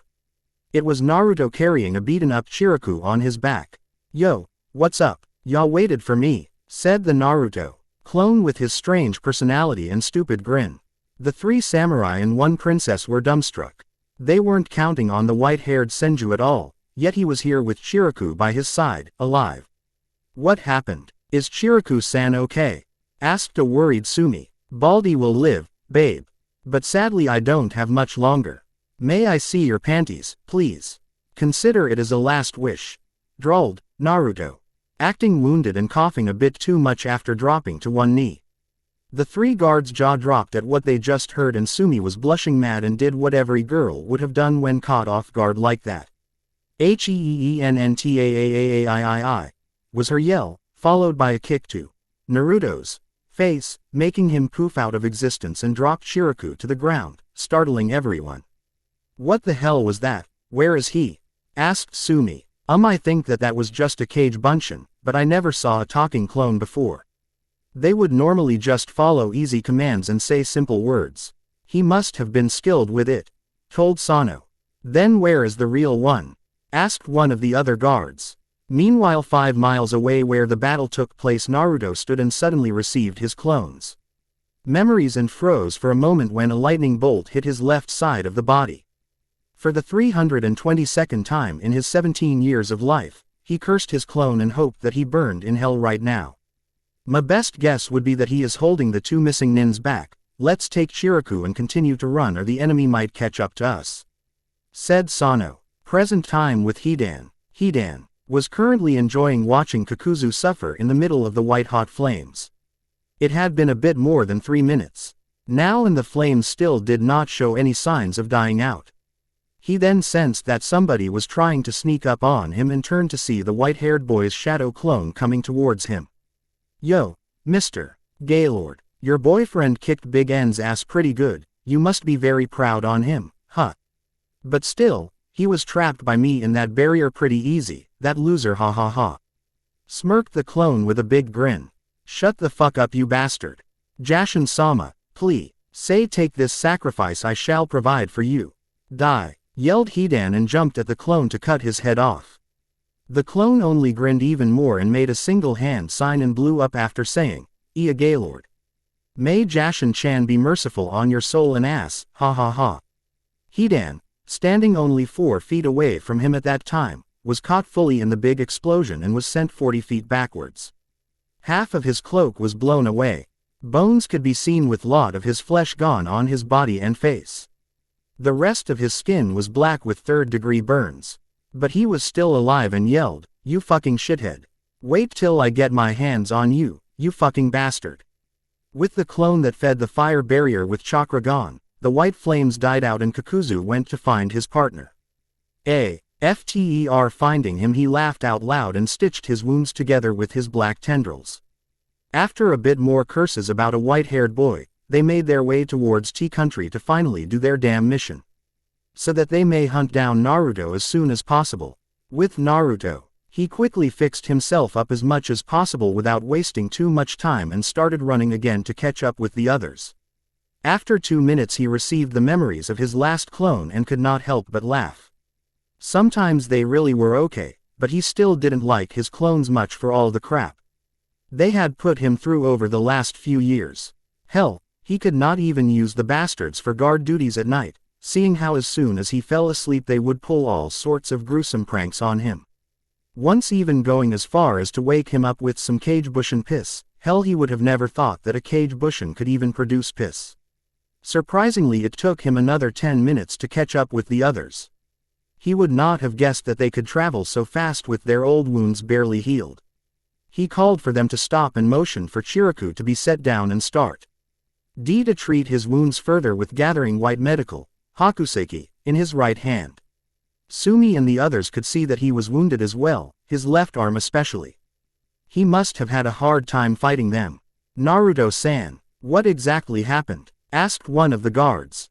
They beat up Chiraku, and we ran away. They won't follow for now, but I am sure they will come after me when they are done with their so-called mission, answered Naruto without even bothering to look up from his patient and thought, and hopefully Hidan is dead. What? Why after you? Asked Sumi. Because I kicked their asses pretty good, of course. Sumi-chan, giving a cheeky smile this time. Sure, I am believing you this time. But it is the truth, seriously. Of course. Smack. OWWW, why did you do that, Sumi-chan? Besides, I am trying to heal someone here, you know, said Naruto, pretty annoyed at being hit on the head for no reason. That was for what your clone said to me, pervert. But Sumi-chan, I really don't control what they do. They may follow my orders in combat, but they have a personality of their own, an annoying one mostly. He sighed. Lies. Smack. I really hate them. Ah. He screamed inside his head, holding it in mock pain. Now 4 hours later, the whole group, save for Naruto and Sumi, was already asleep. They had traveled in silence till it was dark and made a camp again. Chiraku had yet to awake. But since Naruto told them that he would be out for a day or two, they weren't too worried. Right now, Naruto was sitting at the campfire, watching the beautiful stars in the night sky and thought about his mother and sister and what they were doing right now. Zune was most likely already asleep in bed, tired from a hard day at work in some form of a hospital. They often did stop longer in places which lack a doctor to keep their medic skills sharp, also it felt nice to help people.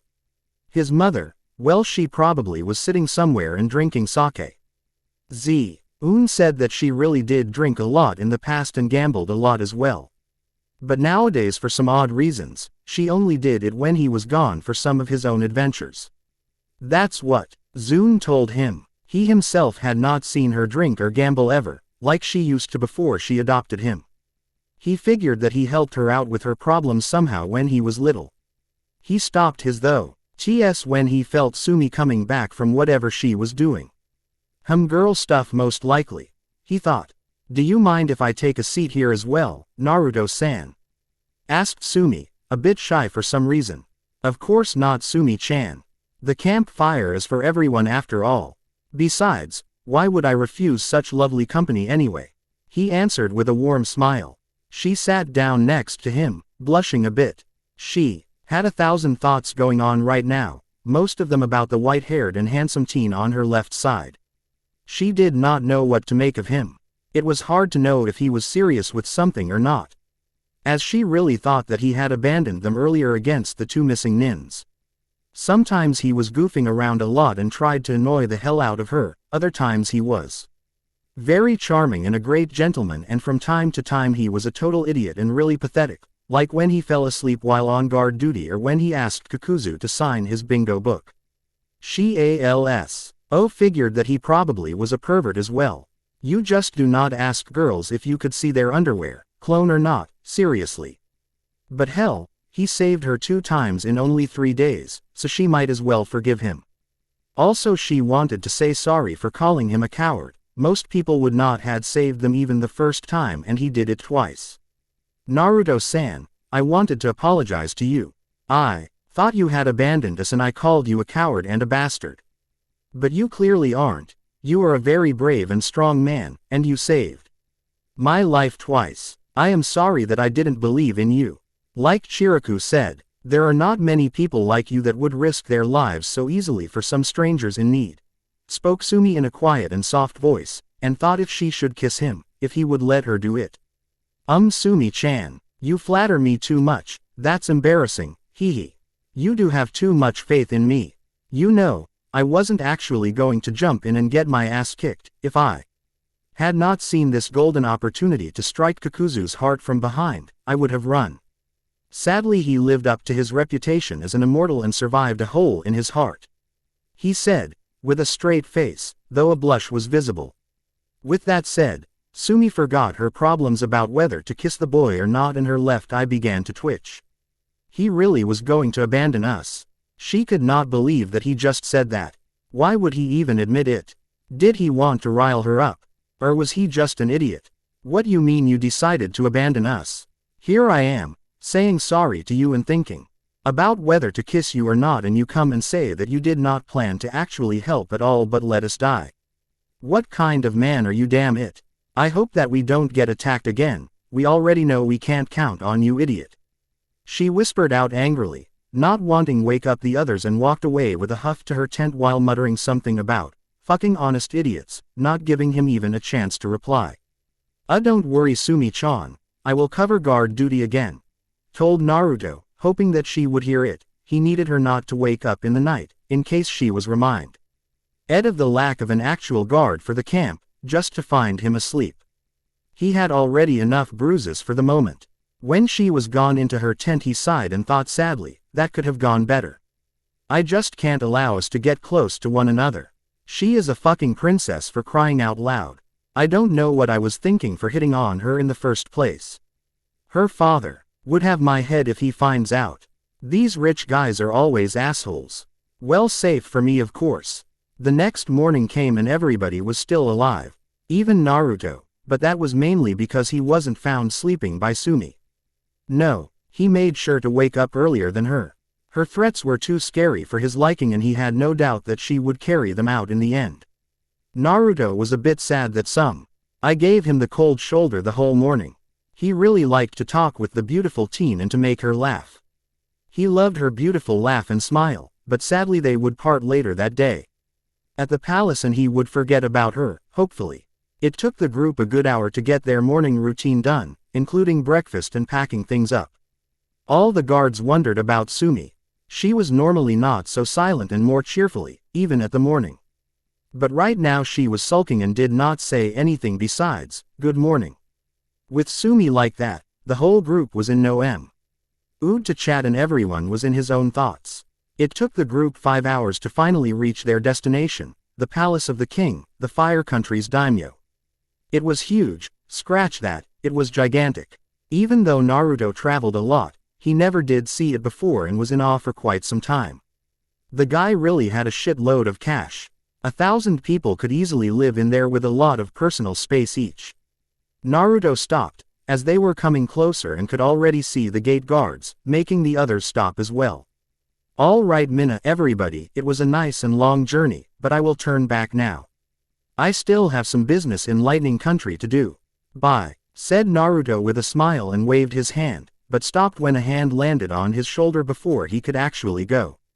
Wait Naruto-san, please come and rest at the palace. You are still wounded as well. You could treat your wounds better there, spoke Chiriku, a bit worried. Besides I am sure Ryu-sama would like to see you after he heard what you did for us. He is a man that always wants to repay his debts. If you go off now then he would send some of his men after you anyway, so that he could see you. Naruto cursed inwardly, not wanting to stay there longer than was necessary. They would hold him for at least a week here most likely. He looked to the others and saw that they were expecting him to stay as well. Even Sumi, though she looked away quickly to avoid eye contact, seemed like she was hoping that he would stay. He should not bond too much with them, knowing he was going to regret using that technique. But it would get him some time at least. He nodded his head in motion to continue. When they all turned their backs and stopped walking, he quickly made a shadow clone without smoke and disappeared behind some trees, and his clone followed the group, already knowing what his task was. A bit later, the group with the clone was already inside of the palace. Shiraku told some guy to lead Naruto to a guest room, and everybody took off somewhere. Explicit part is removed for guideline compliance. Visit Patreon for full version. Huh, what do you mean, sir? I doubt the king would do something like this. He is happily married after all. Cleared the guide. Sewer. And I am not 12 inches. Said Naruto. His guide chose not to comment on this and just wanted to be done with his task already. Anyway man, can you send me some girls to my room now or not? I wanna take a bath, too, said the clone, with a perverted grin on his face, and even giggled a bit. But he got no answer and was ignored. He did not like this one bit and was going to prank that bastard later. 3 hours later, Naruto did pull a couple of pranks on some poor servants and guards. Shiraku T. Han came in and told him that the fire daimyo wants to see him now. So he went with him. Hey man, the guy any nice? Asked the clone. You are Naruto right, the real one? Asked Shiraku, worried, not liking how Naruto was talking. He heard from the others about his shadow clones. Who? Of course I am. Oh, what the fuck was that for? Said the clone after getting a hit on the head. Too bad Shiraku didn't know that Naruto's clones could take a few light hits. Sorry, never mind, answered Shiraku and continued to lead him to the king. They arrived in a very big throne room, after a long walk. Naruto could see a lot of guards, including a few more of his elite guards, like Shiraku. The daimyo was sitting on his high throne and smiled at him. He was not what Naruto expected. Naruto thought that the daimyo would be some fat pig and arrogant bastard, but this guy in front of him was quite the opposite. He was somewhere around 6 feet 2 inches and had a strong muscular build. He looked to be in his early 40s, and had long shoulder-length black hair with some gray streaks in it. His eyes were black as well. He wore some noble robes with his emblems on it and had a long katana to his left side. To his right side was a woman sitting. She basically looked like an older Sumi in her early 40s and was most likely her mother. Her long silky hair was black and her eyes emerald green. She had an angelic face with skin like ivory and very generous curves tugged in a beautiful red kimono. Sumi was sitting next to her mother, wearing a beautiful kimono like her. It showed her generous body and curves perfectly, and she looked extremely beautiful and sexy at the same time. Welcome, Senju Naruto, addressed the daimyo, Ryu Isamu, and smiled at him. Both Shiraku and my dear daughter Sumi told me a lot about you. I am really impressed. What you have done was no easy feat. I owe you a lot, young friend. You saved my daughter, and for that I will repay you with whatever you want, if it is in my power. So tell me, what would you want? Nah, no thanks Gigi. The boss, Big N, made it clear to me that he didn't want anything. Replied the clone boldly, waving his hand dismissingly. Sumi suddenly tensed at hearing this. A clone? No, he could not have. He would not have, right? Isamu and his wife Yumi, as well as almost everybody else in the room, were surprised by his rude reply. He not only called the king an old man, but what he said made no sense at all. Who was this boss of his, Big N? And why would he not take some reward? Are you sure you don't want anything? I really would like to repay you somehow, the king persisted. Well, if ya insist like this, how about you give the boss your daughter's hand in marriage? Hee. Asked the clone, grinning lecherously. Everyone gasped at this, and Sumi even fainted after realizing what Naruto just said and what her father said before him. The king was nervous now. He did say he would give he boy whatever he wants if it was in his power, and what he asked was possible. A king could not just break his word, but his wife and daughter would have his head for this. Come again please. And who is this boss of yours? Said Isamu, a bit nervous. Naruto started to laugh out loud, to everybody's surprise and further shock. Ha ha ha, that was rich. You should have seen your faces, ha ha. E-girl even fainted at the thought of marrying the boss. Ha ha. But he stopped soon, when the killer intents begun. Oh ho, relax. Hey, I am just a poor little shadow clone, and it was just a simple joke. The boss didn't want anything and already left some hours ago. And if y'all want to blame somebody so badly, then do it on the real me, Yane. And poofed out of existence, leaving a dumbstruck audience behind. With Naruto. Ah, that fucking bastard. Rot in hell, you asshole. Damn it. I knew I should have not left one of these bastards behind. Fuck. Fuck, screamed a mad Naruto, while hitting his head on a huge stone, cracking it on many points even without use of chakra. I hate my clones, was his last big yell. To be continued. So, the first battle is over and the FEMOC is introduced. As well as the infamous crazy shadow clones, hehe. Next chapter Naruto will meet some old friends and maybe a possible girlfriend. Thank you for reading my story, I hope you will read. And hopefully enjoy my other stories as well. Also please leave a review with your opinion to the current chapter. Chapter 5, I hope you liked the last chapter, don't worry, this one is going to be cool as well. RR. Disclaimer. I don't own Naruto, or any other anime manga series. The Ancient. A story about ninja. Chapter 4. Bloody Freeloader. Last chapter.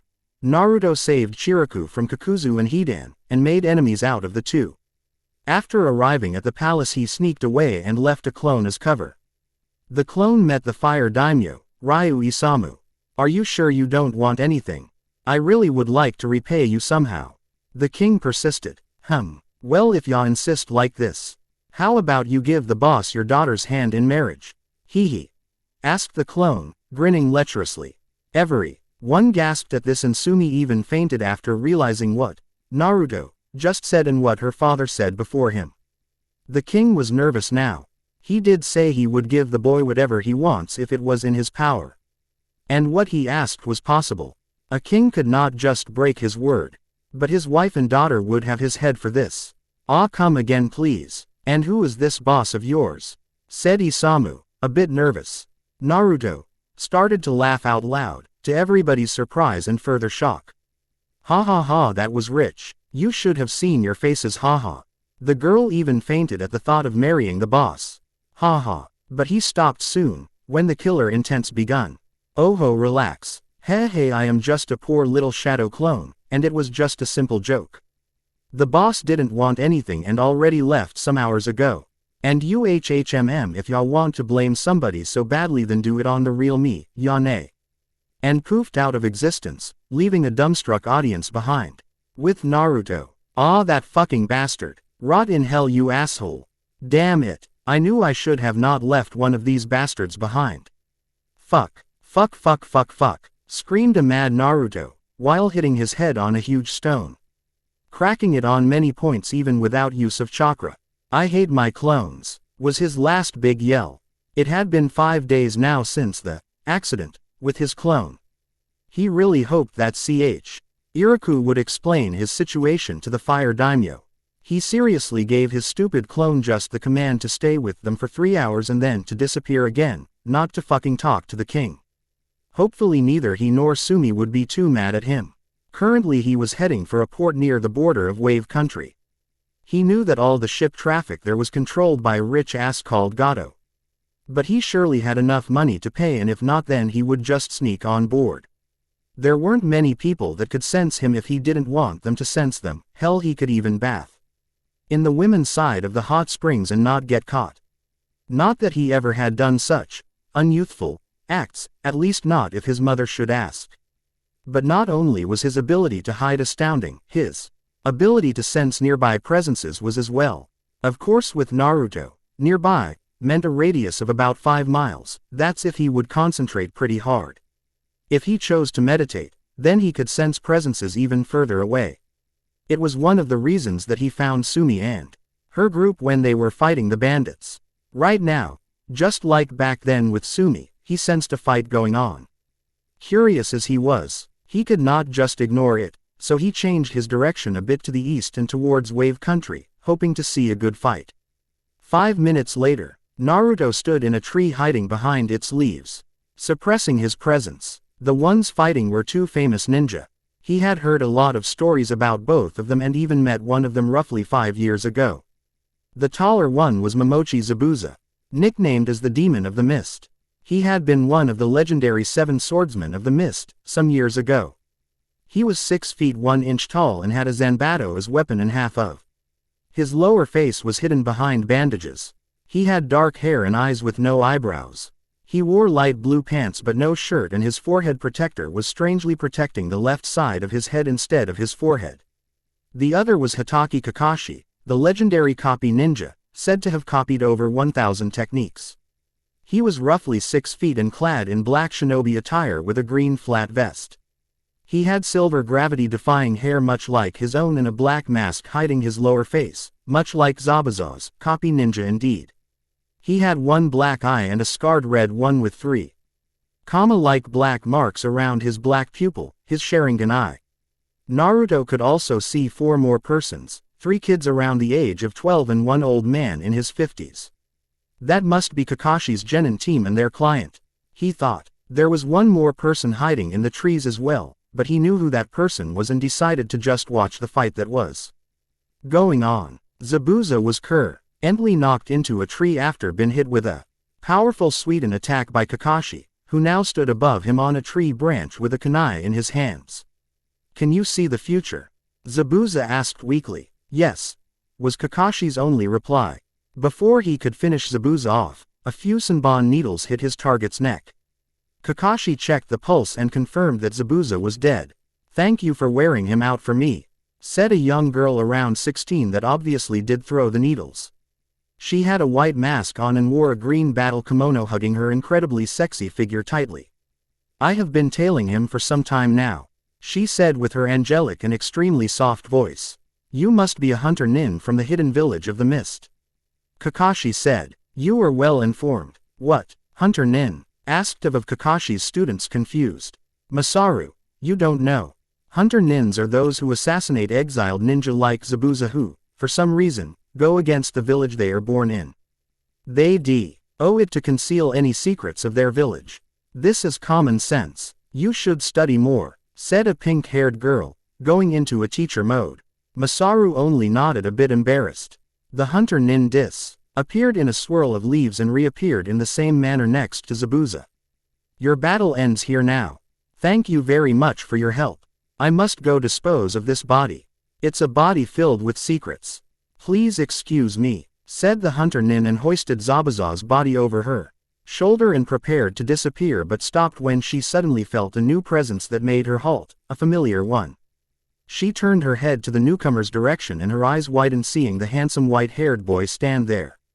She always did wonder if she ever would meet her best friend again, and it took a lot out of her to not just run up and hug him. She had to hold up her cover as a hunter nin after all. But what happened next really came unexpected to her. Naruto stood now behind the group of nin. Jason coughed a bit to get their attention. "Ah, excuse me ninja-san."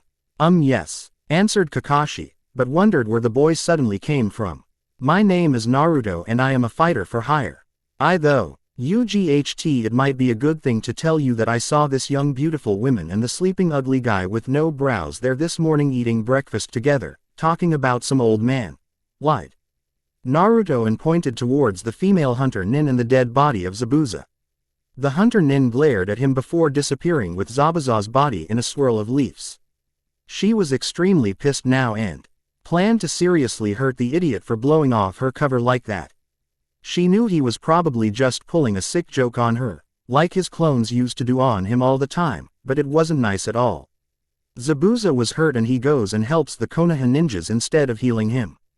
But right now she had to make sure Zabuza was okay. She would pay Naruto back later. Meanwhile the Konoha ninjas said as they heard the young teen's statement. It was confirmed as the hunter nin disappeared with the dead body before anybody could question it further. "So it is true then, Zabuza is still alive," Kakashi said with a frown. "What you mean, sensei? Didn't you just check that he was dead?" asked his pink-haired student, clearly confused. "Yes I did, Sakura, but the weapon the hunter nin used hardly Why kills people with a single hit if not poisoned and can put somebody in a death-like stage if used correctly. Also hunter nins usually just take the head and destroy the body on the spot. Kakashi explained, making his students and client nervous that they had still such a strong enemy to face. Looks like you let them escape Ninja-san, and I thought ninjas always look underneath the underneath. Naruto said with a teasing smile. Yes we did. Kakashi could not finish his sentence as his chakra exhausting made itself knowing and his legs gave up. He fall face first towards the ground right into the arms of Masaru, who luckily stood next to him. Sensei, screamed Sakura and, fearing the worst, chakra exhausting, he must have used some very draining jutsus and his Sharingan is draining him a bit too. Still, I would have expected more from the legendary copy ninja.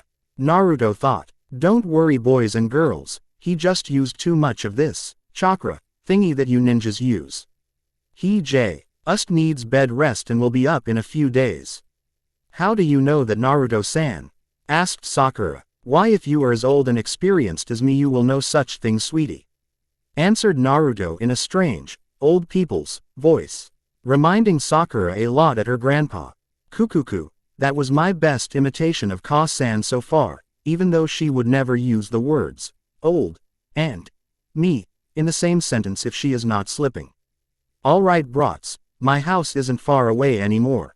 Let's get your sensei there quick. I have 2 free rooms where you lot can stay. The old man said. Ah, that's good, let's go then. I am already hungry, told Naruto with a big grin. Hey, who said you were invited too? Asked Masaru. The Dobi is right, we don't need you, you seem weak and would only get in the way, stated Sasuke arrogantly. No, I mean because you could be an assassin too, said Masaru. Explicit part is removed for guideline compliance. Visit Patreon for full version.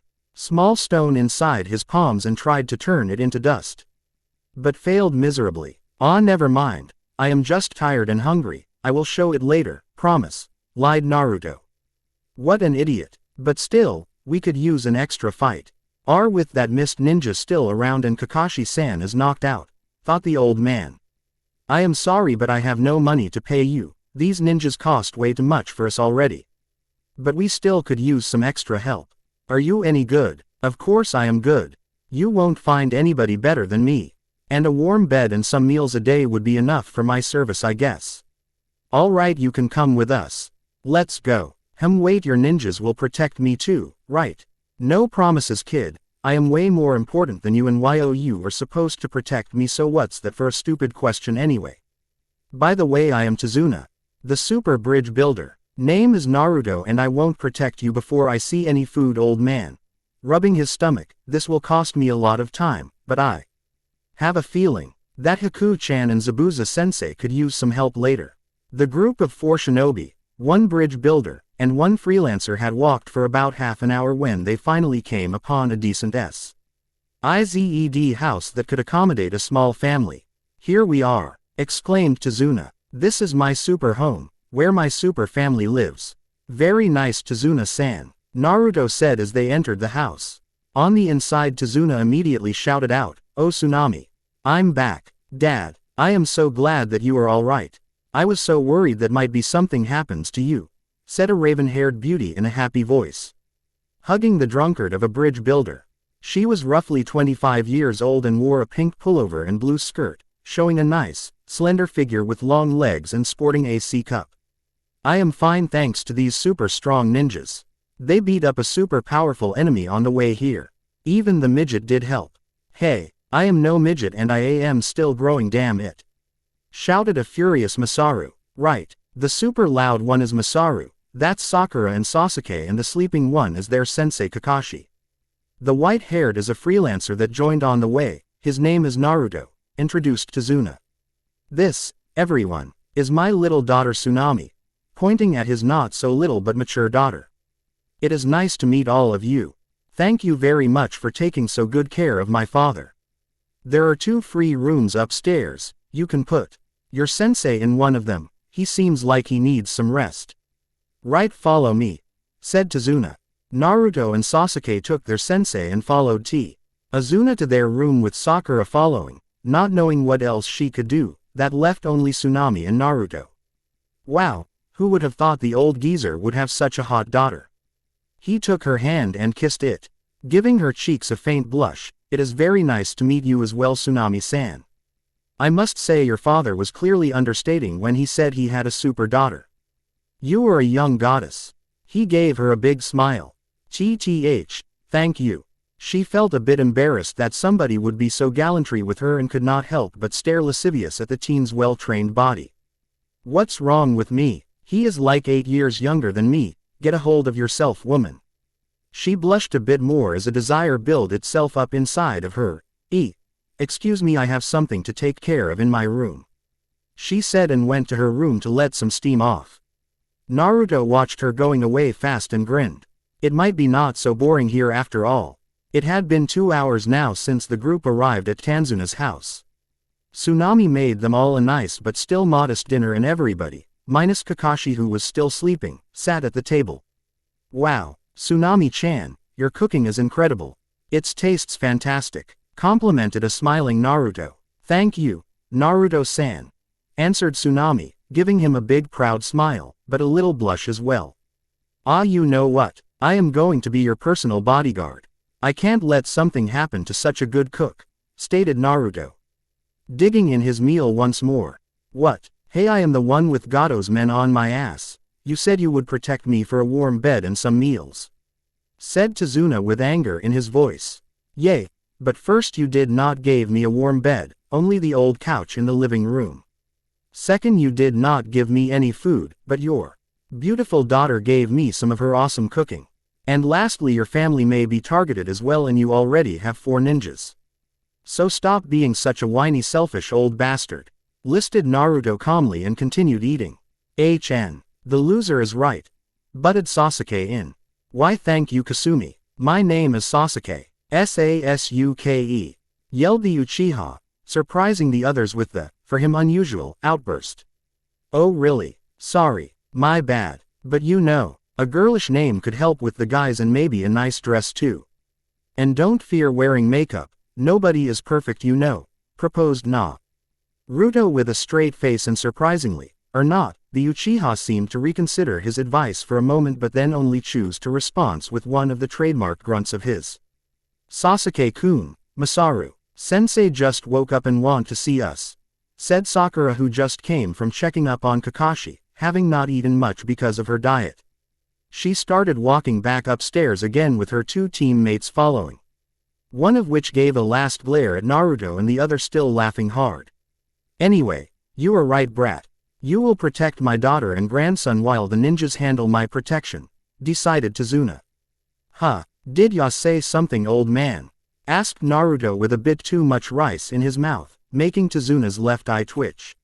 I am going to my room, mom, said Inari, Tsunami's little 8-year-old son, and stood up leaving the table. What a strange and quiet boy, first time he actually spoke I think. Ma, whatever, thought Naruto and focused again on his meal. Kakashi-sensei, how are you? Asked Masaru. I am fine, just tired. So tell me please what happened after I passed out. It took Sakura and Masaru only 2 minutes to tell him all about Naruto joining them and Tazuna's family. I see. Listen, we don't know anything about this Naruto person. It might not even be his real name and he could be dangerous, maybe an enemy as well. He gives me a strange feeling and headache when I looked at him with my Sharingan and I could not read him at all earlier. So stay on guard around him and if possible don't leave him alone with the client for now, said Kakashi. We will also have to start training soon so that you guys will be ready when Zabuza comes again. He will be more difficult to deal with next time and maybe have some more helpers. That's all for the moment, get some rest now. Tomorrow training starts. Finished with his little speech he went back to sleeping, his students starting to prepare for bed as well. It was midnight and everybody inside Tazuna's house was already asleep. But on the outside was a whole different story. 7 men with weapons on them stood before the house looking for the best way to overwhelm the people sleeping in it. What are we waiting for? Let's already go in and kill them all. Break the windows or something, whispered one. Shut up, idiot. Breaking anything would only wake up the ninjas. We need to go in without making any noises. Then kill the old man and after that the ninjas in their sleep. We can take the woman with us. Though. Answered another. I don't care, just break the door in, damn it. There is no other way in anyway. From what Gato could gather on information, there are only 3 little genin. Their sensei should be unable to fight for a couple of days. That's why we are here after all, whispered a third guy. Well, we could cut a way open with our swords. It would not be as loud as breaking something, said the second guy, the others nodding their heads. Unknown to them, 3 eyes were already aware of their presence and watching carefully. 7 thugs, that won't be easy. I am not healed enough yet, but I should manage, thought Kakashi, readying himself to jump out of his window. Is that Naruto? It's not nice waking me up so late. I need my beauty sleep. You no, told Naruto, a bit angry, and yawned loud. I suggest you guys leave, it's late for guests and all. Who the hell are you, boy? Asked one of the thugs. I am the great Naruto of the North, West and South. Sadly I was never in the East yet, so you might not know me, but anyway I am also the personal bodyguard of the beautiful Tsunami Harem. Told Naruto while doing some strange poses. What are you guys doing here at this time anyway? Get him, guys. I don't want him to wake the ninjas up so soon. Aw, come on, can't we talk about it? I can make some green tea. I heard it is calming, offered Naruto, rubbing his eyes, showing that he is still a bit sleepy. Shut up and die, ordered one of the thugs and slashed at him with his sword. Only for Naruto to grab his hand and yank him towards him, hitting his stomach with his knee hard with enough force to knock him out, letting him fall to the ground. Naruto then took the bandit's sword and calmly slashed once right and once left, hitting his other 2 attackers, making them hit the ground.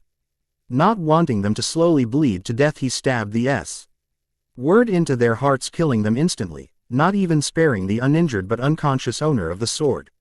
So what is it now with the tea? Asked Naruto calmly, after walking a couple of steps towards the other 4. No. We got TT to go, stammered one of the reaming thugs out, while shaking furiously. He along with the rest then ran away like headless chickens.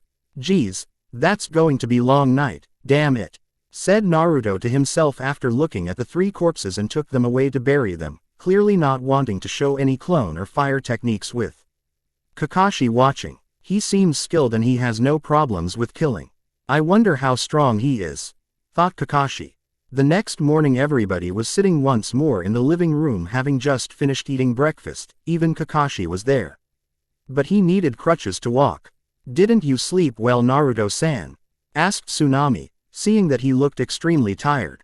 I bet he was up all night reading porn, like Kakashi-sensei does. Butted Masaru in. No, I am just a long sleeper, Naruto said and yawned. And I am not reading porn all time, Masaru, said Kakashi in his lazy tone. Also, reading is a good thing, you should try it. Sensei, you said we would train today. What will we do? Asked Sakura. Did I really say that? He said and made a thinking pose. Yes, you said you would show us new jutsu so we could beat up that Zabuza guy when he comes again. Almost shouted Masaru. Nah, I think I have something else in mind. Alright, follow me, then, said Kakashi and led his 3 stone students out of the house and into the woods, intent to teach them some chakra control. Tsunami-chan, where are you going? Asked Naruto, yawning for the 5th time this morning. I am heading to the market. We need a bit more food. Oh, alright, I will escort you. Smiling at the older woman, I will wait outside for you, he told her and walked out of the house. Mom, do you really think it is okay to go with him? He is a stranger and he does not look like he could help at all. He is just freeloading here, said a slightly angry little boy. Of course it is, dear, he is our bodyguard after all. And who knows what Gato's men might try now with the bridge so close have been finished. Inari frowned. He didn't like the older boy going alone with his mother. I will come with you too, Mom. Naruto did not have to wait long for Tsunami to come out, but he didn't expect the little depressed boy to come as well. He knew what the boy's problem was for being so emo, having heard the story together with the rest this morning from Tazuna as Sakura asked about some picture. As a doctor with good knowledge of a human's mind and with mental traumas, he knew that the boy would have probably screamed some nonsense and cried. If he had been there at that time as the story was told. Let us go then. Please lead the way, Tsunami-chan. Told Naruto with a warm smile, getting a nod and a smile as well. From the older woman and a glare from the young boy. It did not take the three long to reach the small market part of the village. The whole town was in bad shape, as well as the villagers themselves. It was clear that they could not afford much food or good clothes. Even the shops didn't have much food to sell. It was really disgusting what Gato was doing here. If Naruto had known about this earlier, he would have ended that pathetic scumbag's life long ago. Their shopping went quite fast, having not bought much and haven't been attacked either. They arrived back at the house, but Naruto excused himself before entering and went off towards the woods. He arrived at a small clearing where he sensed that he was alone and stopped. He let his general jutsu fall, revealing black shinobi pants and a black knee-length cloak with high collar. He also pulled a face mask up that was loose on his neck and put a bamboo hat on, shadowing his eyes, giving him a dark look. He also had a black katana on his and a wakizashi on his right shoulder blade. He then created some dozen shadow clones and grabbed the nearest one of them by the throat. Tell me what the hell that was with the Fire Lord. He growled. Os. It was and me. I swear. It was all Bob's idea again. Said the clone, sweating a lot. Oh, shut up. You always say that. There is no Bob. Damn it, I am not 10 anymore. You guys are all the same, so it was you. Kicking him into the stomach, showing how angry he was. Listen here, and listen well. I want all of you to get some food like wild animals, some fish from the seas or some fruits from the forest, and take it all to the market and give it out for free. Make sure it is enough for the whole town and use henge. If you pull any crap or anything with this, I swear by God, I will only use this technique and call you for torture. And don't you dare to talk to anyone more than necessary or in an unapproved manner, got that? His clones all nodded quickly, knowing that he was pissed right now. They could still prank him later on anyways, and the task was something that they would have done seriously anyway, knowing all that Naruto saw earlier. I am off. I need to find Gato and have a talk with him. I will bring money and food from him and you guys will allocate it then in the whole country. He said and vanished. His clones used henge and transformed into some fishers and vanished as well. It had been 6 hours since he sent his clones out.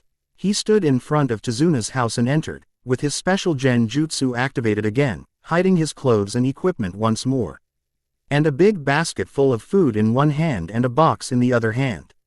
Hey guys, look, he said, holding the basket up. There were some guys in the town giving nice food of all sorts away for free. Wow, that is great. The food looks good. Who were they? We have to thank them, said Tsunami, surprised and happy about the good food, and thought about everything she could cook with it. Dunno. Looked like some rich asses to me. Even gave lot of money away to all the people. I got some for you too. It's in the box, pointing to a box. That's not nice, brat. These guys are some saints for doing this. Don't you dare badmouth such people, yelled Tezuna, but fainted shortly. After that, when he opened the box with the money, followed by Tsunami as well. Wow, so much. We should go and get some too, said Sakura, having a greedy look in the eyes, with the other ninjas nodding. I could shop endless with so much money. Sorry girly, but the event lasted the whole day now, and when I arrived I got the last bit. And they left. Disappointing the girl clearly. Well, I am taking a little nap. Wake me up for dinner please. And he yawned on the way to his couch. I wonder at Gato's men will do to him if they find out that he has no money to pay them anymore. Hell, I even took most of his food too. He especially Zabuza sensei will be mad. He thought. Being poor now is the best punishment for that little fat bastard. To be continued. So it's done. Next chapter will be the meeting with the Demon of the Mist and some action, as well as Naruto finally reaching his destination. An S-ranked criminal in Lightning Country. Thank you for reading my story. I hope you will read and hopefully enjoy my other stories as well. Also, please leave a review with your opinion to the current chapter. Chapter 6. Disclaimer. I don't own Naruto, or any other anime manga series. The Ancient. A story about ninja. See Chapter 5, The Hero of Wave, a bloodthirsty demon. Last chapter. Naru. To met Team 7 and their client and became Tsunami's personal bodyguard. He didn't like what Gato did with the country and choose to do something. Hey guys, look, Naruto said holding the basket up. Here were some guys in the town giving nice food of all sorts away for free. Wow, that is great, the food looks good. Who were they? We have to thank them, said Tsunami, surprised and happy about tea. He good food and thought about everything she could cook with it. Dunno, looked like some rich asses to me. Even gave lot of money away to all the people. I got some for you too, it's in the box, pointing to a box. That's not nice, brat. This guys are some saints for doing this, don't you dare badmouth such people, yelled Tazuna, but fainted shortly after that when he opened the box with the money, followed by Tsunami as well. Wow, so much, we should go and get some too, said Sakura, having a greedy look in the eyes, with the other ninjas nodding. I could shop endless with so much money. Sorry girly, but the event lasted the whole day now and when I arrived I got the last bit, and they left, he said, disappointing the girl clearly. Well, I am taking a little nap, wake me for dinner please, he said and yawned on the way to his couch. I wonder what Gato's men will do to him if they see that he has no money to pay them anymore. Hell, I even took most of his food too. He especially Zabuza-sensei will be mad, he thought. Being poor now is the best punishment for that little fat bastard. Naruto was woken up after dinner was ready and everybody sat together and ate. I will go and train a bit more, told Masaru to his sensei and left the house, after the group had finished dinner. Naruto watched him leave and was curious as what the boy's training was like. So he stood up as well and left too, saying that he was going for a walk. 10 minutes later Naruto was still sitting on a high tree branch watching Masaru.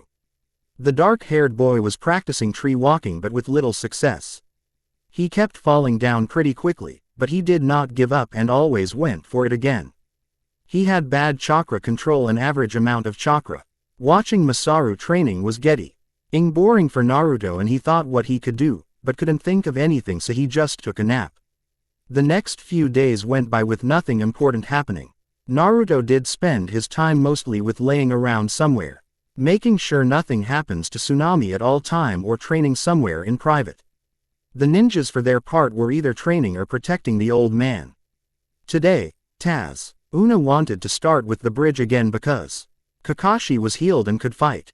So he was at the bridge with Team 7 protecting him right now, while Naruto was at the house with Tsunami and Inari.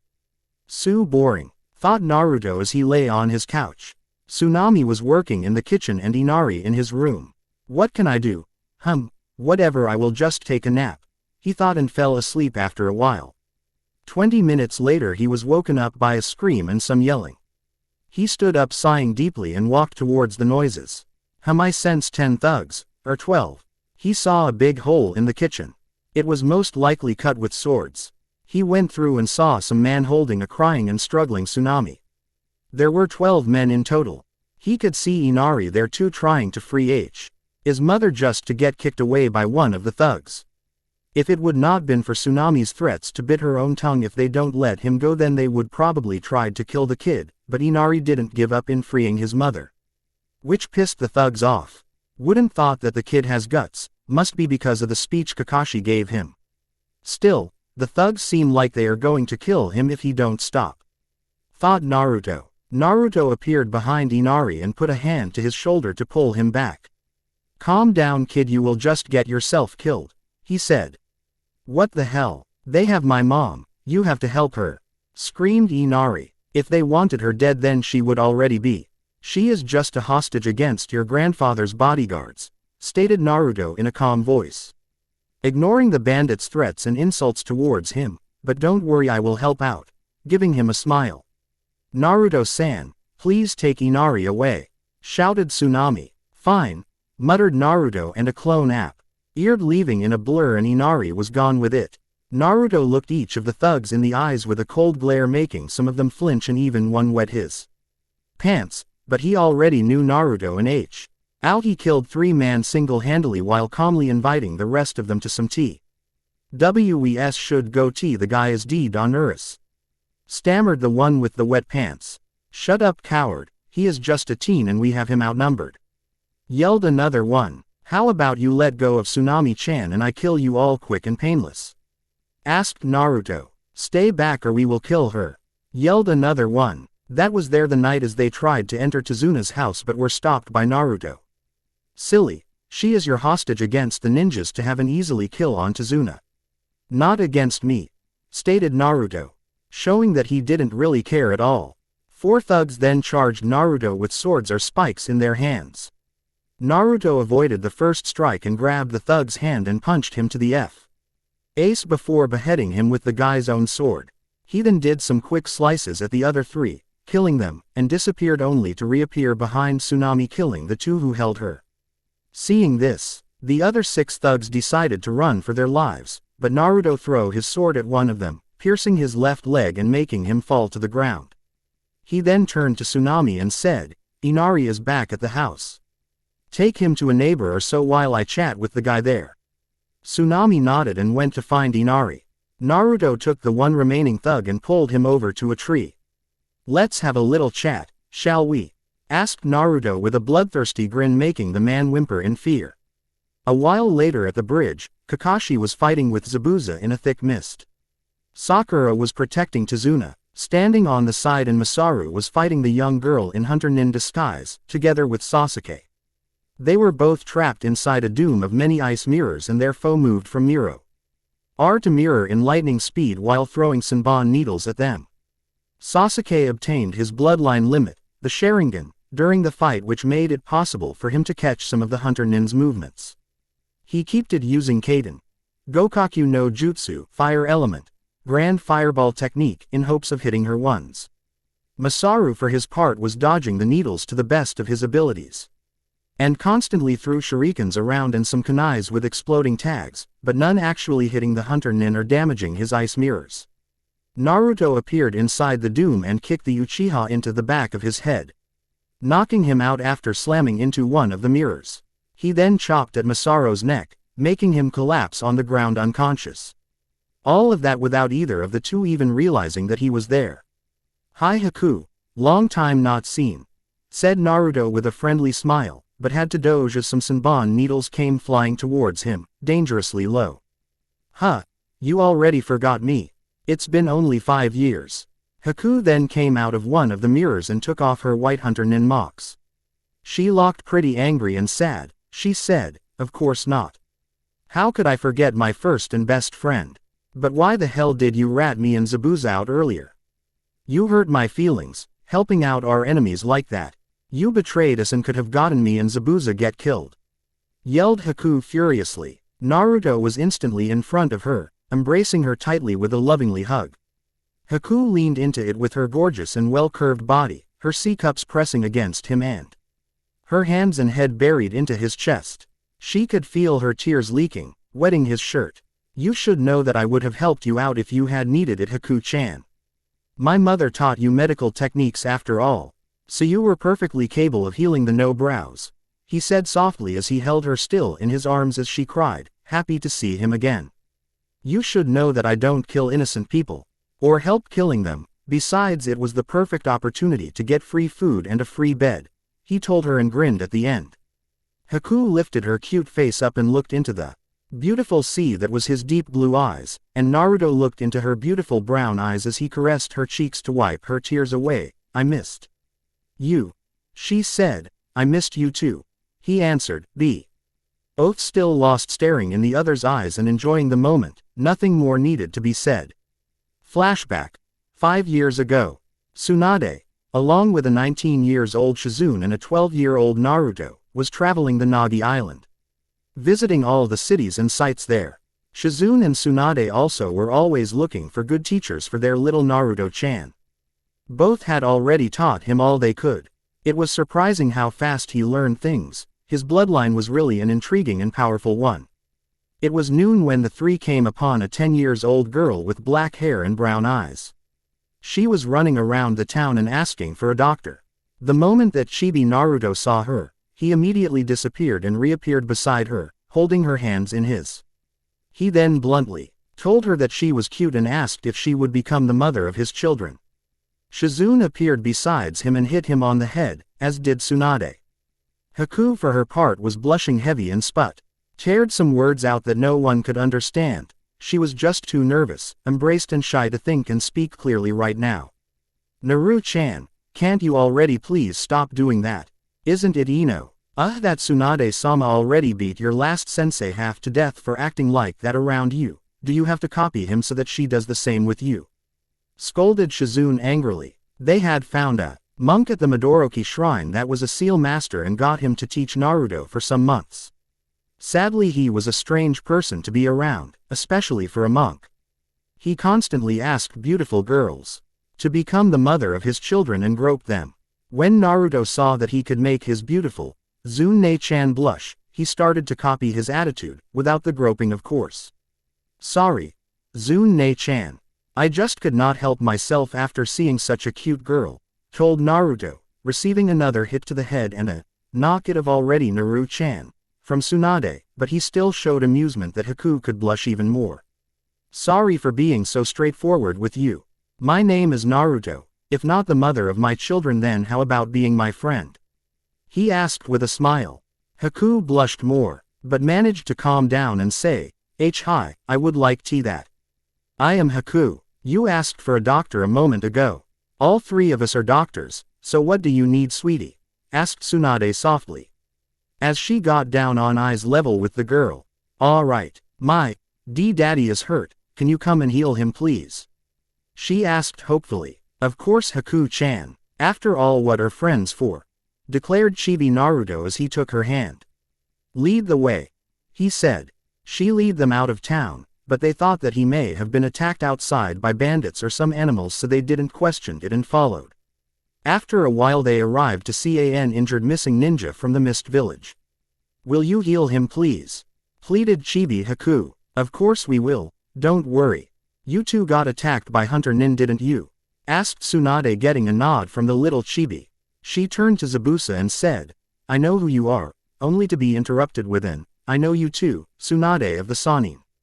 Whatever. As payment for healing you, I want you to teach my son whatever you can and to not tell anyone about us. I will teach your daughter some medical techniques in return too, and if you attack any of us I will kill you. Said Tsunade and got a nod from the man. Daughter, huh? Well, even though I wouldn't admit it, she is right. Thought Zabuza. The group traveled the next 5 months together. Mainly because Naruto and Haku became so close.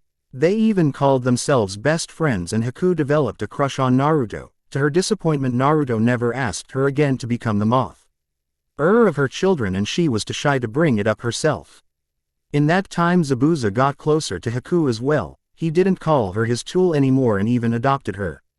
The main reason for this was Naruto, though. He always did a big tantrum every time Zabuza called his best friend a tool. Most of the time, Naruto tried to kill him, ending up with a beating, but he was happy when Zabuza received his own beating from Tsunade and Shizune when they saw his injuries. Naruto developed a dislike towards Zabuza. It was because he did not like people that tried to force jutsus onto him. That was just what Zabuza did all the time, trying to teach him water jutsus.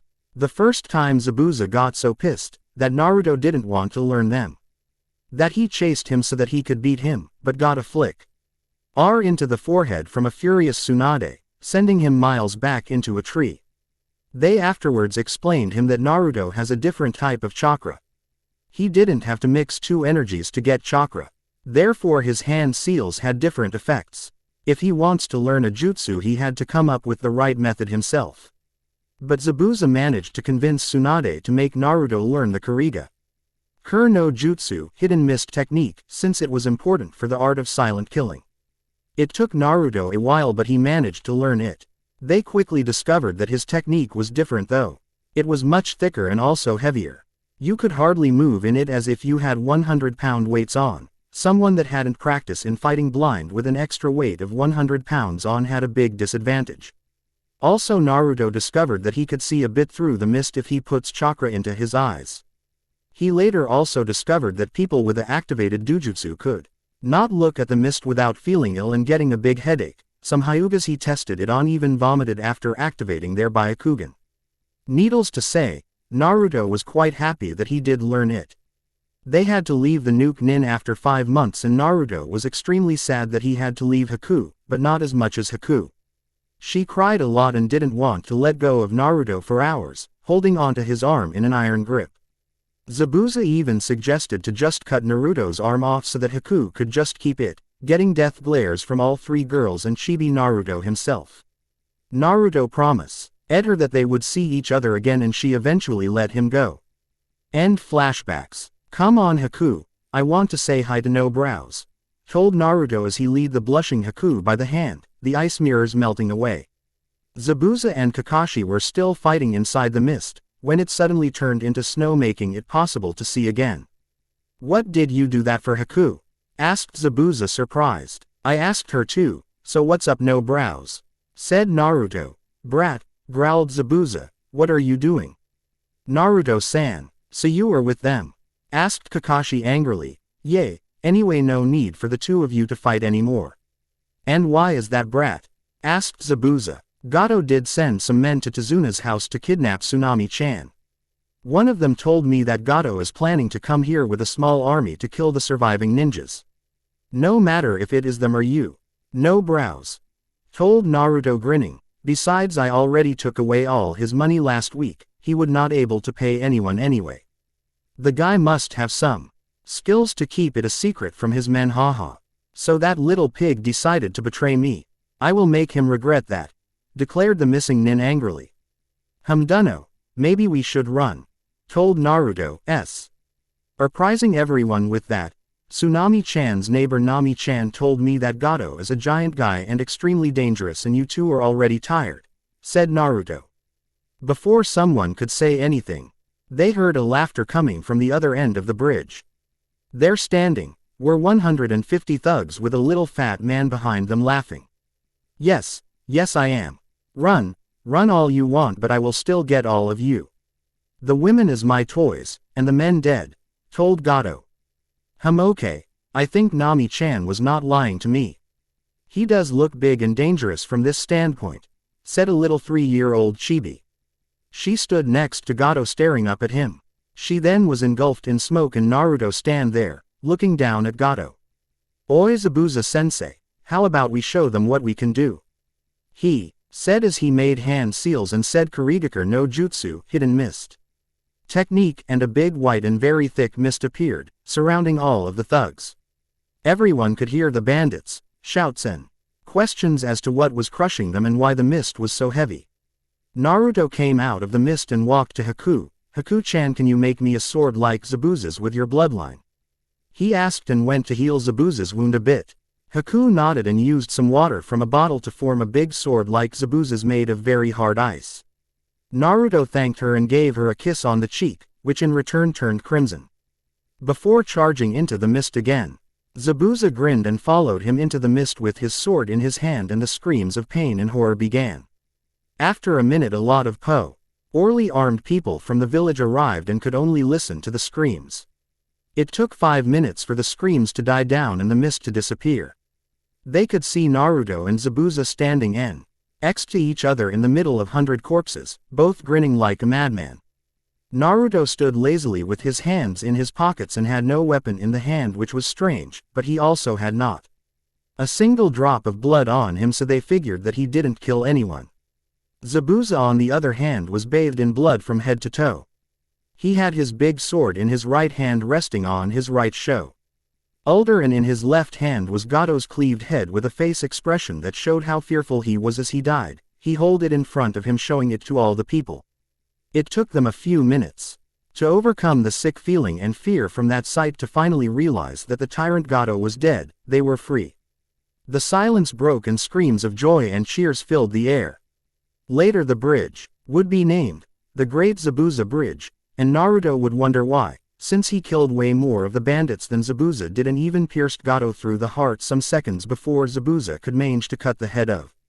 It was 3 days now since the massacre at the bridge.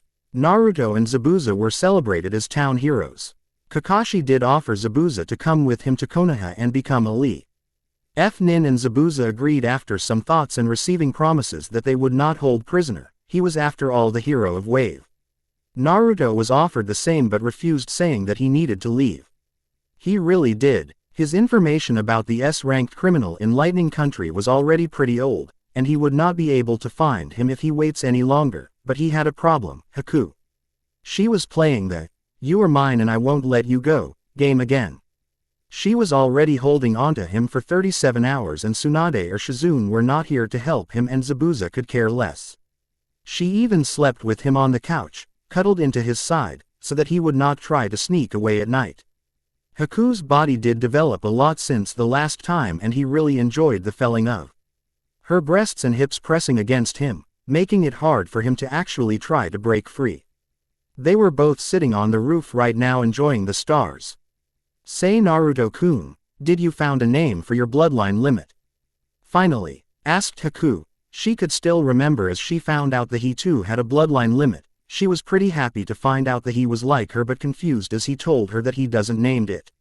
She also didn't miss his blush as she asked, and wondered why he would blush to such a question. "I did, I named it after you left. I call it Hakuseki, white energy. So that I would always remember you Haku-chan," he said and Haku blushed as well now. They stared at each other for some time when suddenly Haku leaned forwards and gave him a lovingly kiss to his lips. It was a quick kiss but it felt like eternity for both. "That is so sweet of you," said Haku quietly as she put her head on his shoulders, and both blushed even more. They sat there for an hour in silence, just enjoying and holding each other. "I need to go Haku-chan," told Naruto bluntly. He did already tell her that for a dozen times, but had no luck yet. "Do you really have to Naruto-kun? Won't you miss me again?" "Please don't go yet," said Haku with tearly eyes. "You have to go to Konoha with Zabuza, and I have to go back to my mother." "You know that Haku. Why make it so much harder? I do want you to stay with me, that's why." Quote, "But it's not like you won't see me again. I will come and visit you," said Naruto. "You are lying," growled Haku as she held him tighter. "Did I ever lie to you before Haku-chan?" asked Naruto innocently. Flashback. Chibi Naruto was playing tag with Chibi Haku. She slipped on a stone and fell to the ground where a little black scorpion stung her into the hand. Naruto killed the scorpion and sat next to Haku to heal her wound and to check for poison. Luckily he found none. "Is it bad Naruto-kun?" asked Haku with teary eyes. I am sorry Haku, but you very ill and haven't long to live anymore, maybe a minute or two," told Naruto faking tears. Haku panicked and cried. "Is there anything you want to do before you die Haku-chan?" he asked, hoping for a first kiss from a boy or something like that. Haku was very hysteric and didn't listen. "Haku, calm down please. Isn't there anything like kissing a boy or something like that?" he asked again. Haku was not listening and was still hysteric. She screamed that she was going to die but didn't want to and continued to cry. "Haku, that all isn't important right now. Listen to my question, damn it," screamed Naruto. Haku would not listen until one of the adults came along. Sadly it was Zabuza and Naruto got one hell of a beating. Naruto was training alone right now and stopped as he could see Haku coming towards him. He smiled and waved at her. "Hey Haku-chan, what's up?" he asked. "Dinner is ready Naruto-kun," said Haku and both headed back to the hotel. "Naruto-kun, you are a good doctor, right?" she asked and getting a nod from the chibi boy. "Where does babies come from?" Shizune-sensei just blushed a lot when I asked her and wouldn't tell me anything. Damn, Zune-chan didn't tell me either when I asked her, thought Naruto. Well, you see Haku-chan, there is this one big baby factory. They make them and import them to every country and the mommies and daddies then come and choose one they want and take it home after paying for it, told Naruto. "I see," she said. "Maybe I can get Naruto-kun to go and buy one with me," she thought. End flashbacks. Haku gave him a hard look. As she could remember even more fake stories he told her and did not bother to even answer his question. He should know it himself after all. "Look Haku-chan, I know where to find you now since you will stop traveling and stay in Konoha. So I can always visit you whenever I want to," he said, but not really meaning to ever go into a hidden village. Haku thought about it for some time before answering, "All right. You can go, but you will come and visit me for a month during the Chunin examen. I heard that they will be held in 2 months in Konoha. This way we will be very sure that you do not see Own when I am outside the village on mission, she demanded with a cute smirk on her lovely face. Naruto, who had already planned that he would just tell her that she was on a mission when he came to visit, the next time he meets her, was now outsmarted. Okay Haku-chan, I promise. He sighed and received a quick peck on the cheek from a happy Haku. The next morning Naruto left after saying goodbye to everyone and getting once more reminded on his promise to visit by Haku, as well as a hug and a kiss that he enjoyed a lot. He got a boat towards Lightning Country and was now traveling through the lands for a week. He sensed a big battle and sprinted in the direction. When he arrived he could see the S-ranked criminal he was looking for, doing his best in not getting eaten or burned by a giant two-tailed cat made out of blue flames. What the hell? A biju, eating my target, was all he thought. To be continued. Thank you for reading my story. I hope you will read and hopefully enjoy my other stories as well. Also please leave a review with your opinion to the current chapter. Chapter 7. Hi guys, I know it has been quite some time now since my last update. I had often tried to finish a chapter in the last couple of weeks, but unfortunately I had a very big writer's block. Maybe it is because I have so many new ideas, or maybe I just hadn't that much fun writing something in the last weeks, I don't know. But anyway I was able to write a whole chapter today. I hope I will be able to update again soon. Disclaimer. I don't own Naruto, or any other anime manga series. The Ancient A Story About Ninja. Chapter 6. Another glorious victory for the great clone warriors. He got a boat towards Lightning Country and was now traveling through the lands for a week. He sensed a big battle and sprinted in the direction. When he arrived he could see the S-ranked criminal he was looking for, doing his best in not getting eaten or burned by a giant two-tailed cat made out of blue flames. What the hell? A biju, eating my target, was all he thought. He didn't want to get in the way of a biju and its prey, so all he could do now was to watch and see how the missing nin would do against such a beast.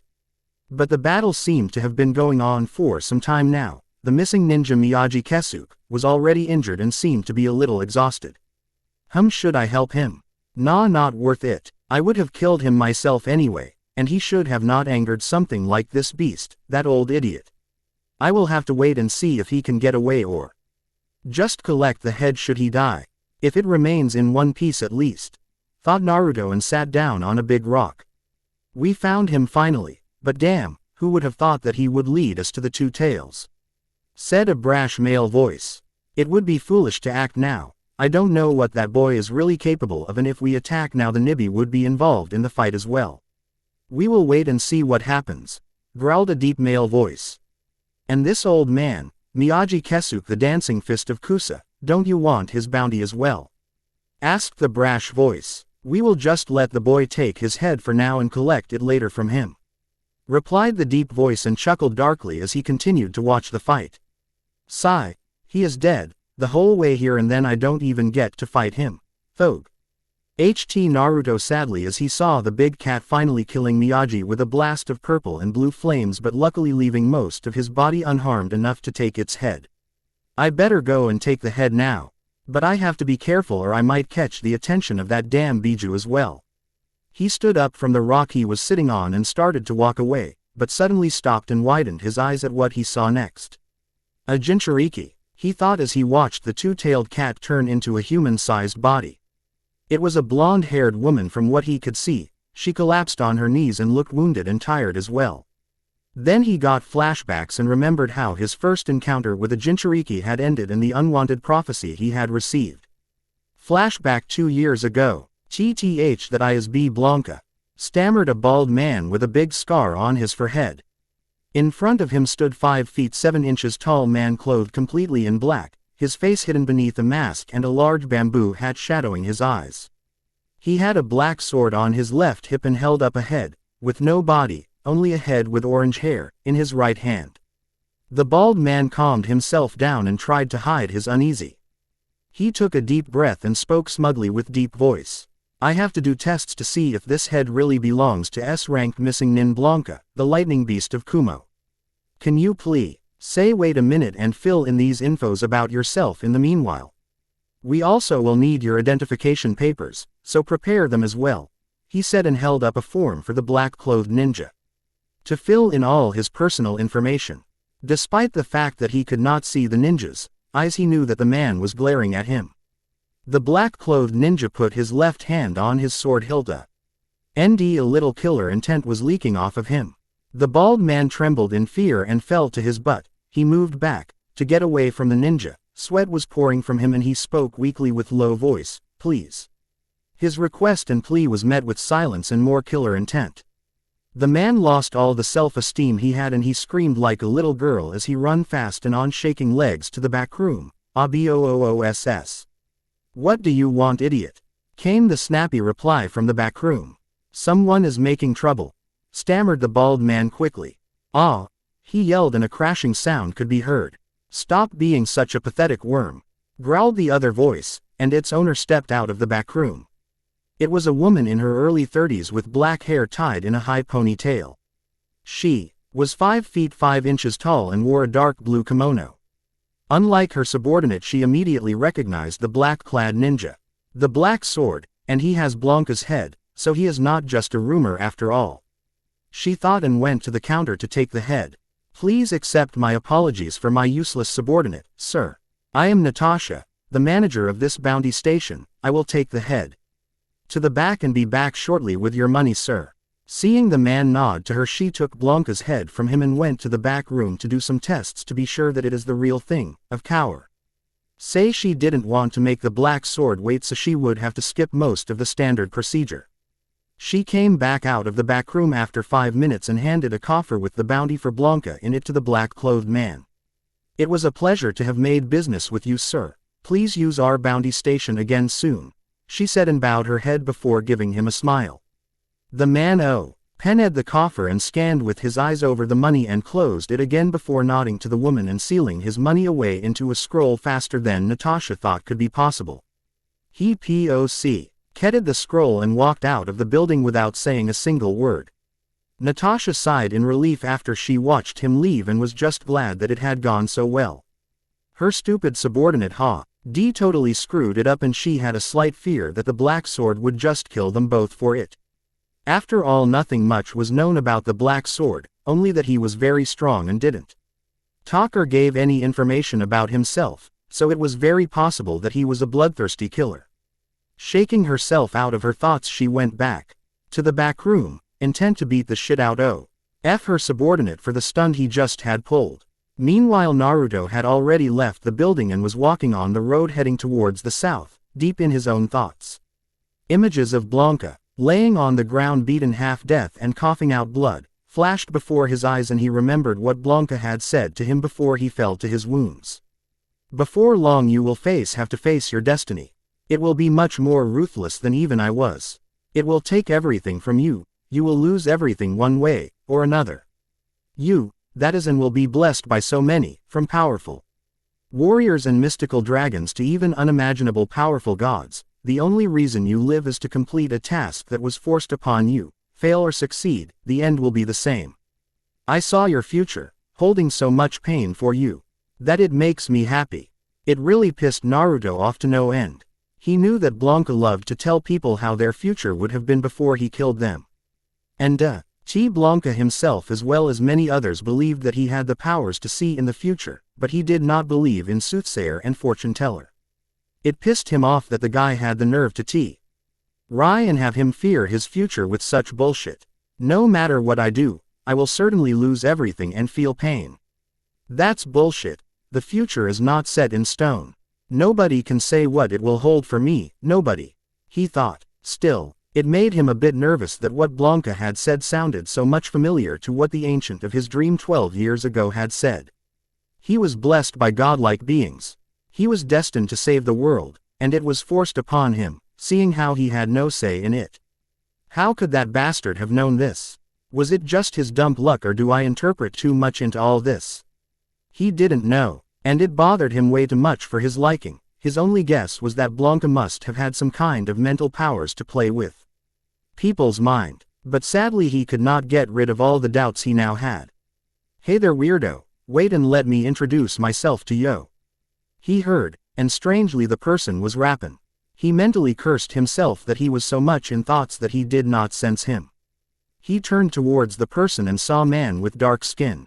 He was very tall, roughly around 6 feet and 3 inches. He was marked by a tattoo of iron on his shoulder and bull horns on his cheek. He wore dark sunglasses, a white kumo headband on his forehead. He had blonde hair and 7 swords were strapped to his back. Behind him was his genin team, 2 girls and 1 boy. All around the age of 14. I've got energy to spare and sparkling charm. The 8-tailed beast's a killer bee rockin' the melody. When the battle gets goin' you're gonna be humiliated. Before ya get poppin', told the man, rapping once more. You call this an introduction? What do you want anyway? Naruto asked, clearly annoyed, but he could see that the man suddenly became more seriously. Listen here punk, I am Killer Bee, Jonin of Kumogakure. Every shinobi in Kumo was told to invite you to join our village, should we ever meet up with you. You quickly made a name for yourself as the dangerous bounty hunter. The Black Sword, you impressed the Raikage so much that he wants to offer you a place, so what's up? Will ya come? Told Killer Bee with his arms crossed in front of his chest.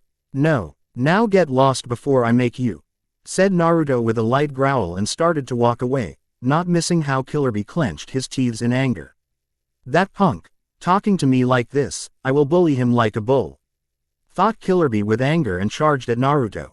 He jumped and gave a spinning kick to the back of his head but Naruto ducked under it with great speed and hit Killer Bee in the chest hard with his elbow, knocking him to the ground and a few feet away. So his muscles are not just for show, his body is as hard as iron and he didn't even flinch when I hit him, he must be incredible. Strong, thought Naruto. Sensei, what are you doing? Raikage-sama wouldn't be pleased if you fight with him, yelled one of Killer Bee's students. Listen to your student and go home, or something might happens to one of you, growled Naruto as he watched Killer Bee standing up but was surprised to see that he was not showing any anger anymore. Killer Bee took a small white book and a pencil out and started to write something. I'm in a good mood now. I was just able to write an awesome rhyme, thank you, he said as he put the book back and grabbed one of his many swords, so now I'll play with you. You stupid idiot, baby. Hey, Samui, Karui, Omoi, you 3 stay out of this. He then threw all of his swords into the air and did catch them all with different parts of his body. One with his mouth, one between his right under and upper arm, one between his right shoulder and his neck, one between his left under and upper arm, one in his left armpit, one between his right tight and his stomach and the last under his right knee. That combined with the fact that he was standing on his left leg in the crane stance with his right tight a bit lifted and his right arm in the air, looked so funny that Naruto had a hard time not to laugh out loud. If you want to see a photo of Killer Bee in his sword stance then look into the Naruto manga chapter 411 page 11 or 12. Now you're gonna feel my hooks, said Killer Bee with a grin on his bearded face. That's defiantly a nice sword stance, told Naruto with amusement before taking a single kunai out of his weapon pouch. Kunai, why don't ya use your sword? I thought ya are a swordsman too, or is it only for show? Asked Killer Bee confused. I'm unlike those idiots who use their all to hunt rabbits. Thog, the way you hold yourself tells me that you are skilled enough to be called a swordsman. You are not even in my bingo book, stated Naruto coolly and grinned as he held his kunai up to show it a bit better. Unfortunately, I'm carrying nothing smaller than this. He is so cool, told a blonde-haired girl from Killer Bee's team with the other girl only nodding her head. Yeah, I admit he is, but there is no way that he can beat Killer Bee, said the boy. You can't mock me, stupid. This is gonna be ya end, sang Killer Bee and charged at Naruto. He was flipping around the ground towards him, using his left leg for jumps and his hands as support. As ridiculous as it sounds, Killer Bee was incredible fast doing this and had still a great control over all of his 7 blades on his different body parts.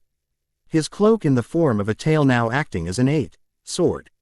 Naruto used his kunai to block the many blades while moving more and more backwards, being driven back heavily by Killer Bee's strong offense.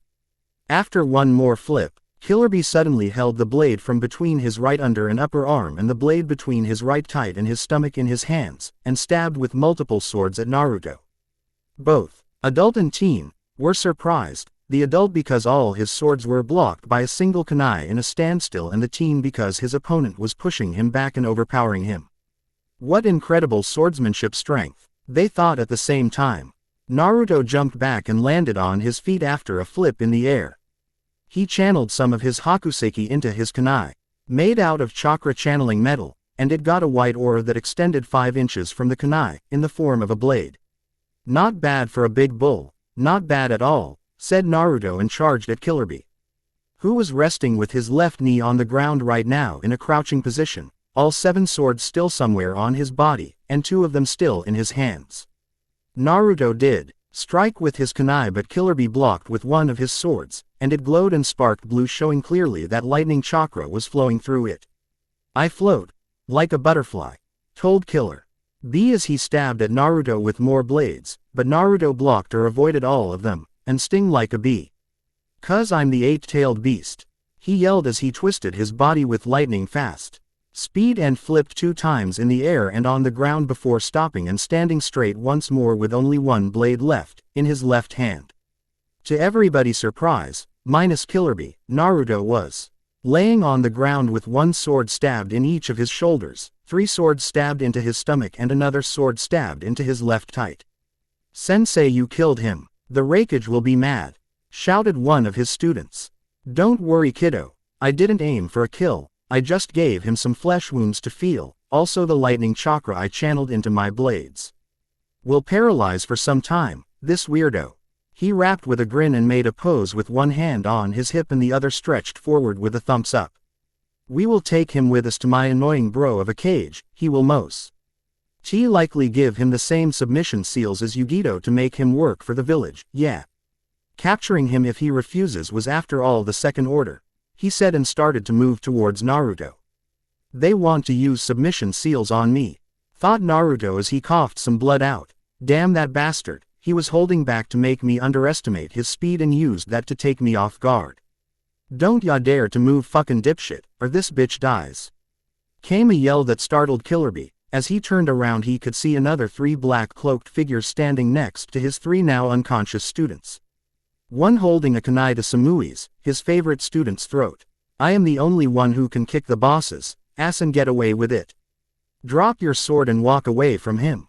10. F the newcomers yelled in a very hostile voice. "Shit, I didn't sensed anyone else. When the hell did they came?" thought Kyuubi as he let go of his last sword and put some distance between himself and the wounded, black sword. Suin Kaiu Sekisho, twin fire dragon barrier. He heard someone yell something about a twin dragon from behind him, and soon saw 2 huge dragons made out of white flames racing on the ground towards him. He was not allowed to move, but could he just stand there now? No, after all he didn't want to be barbecue. Come on, this were white flames, white, his student be damned. He readied himself to avoid the Kaiden attack, but stopped and sighed in relief as he saw that the dragons changed their courses. One flew to the left and the other to the right side, circling and trapping him inside of 9 feet tall walls made out of white flames, and all of this in a matter of few seconds. All 4 clones sprinted towards Naruto and removed the 6 swords from his body. And the one that had the young ninja as hostage started to use medical jutsus to heal him, while one of the others just concentrated his chakra to keep his jutsu up. "Hey Bozu, can you still fight, asked the one that was doing medical jutsus. Naruto just gave him a hateful glare and grit his teeth as he gave him a no as answer and slapped the clone's healing hands away. "You bastard, just take me away from here. And you two finish this damn Kaiden combo attack and stop him from following should he survive. Whatever, I see you are still angry because of the accident last night with the snake in your boxers, Bozu," said one of them as he lifted Naruto on his back, then started to run towards the south.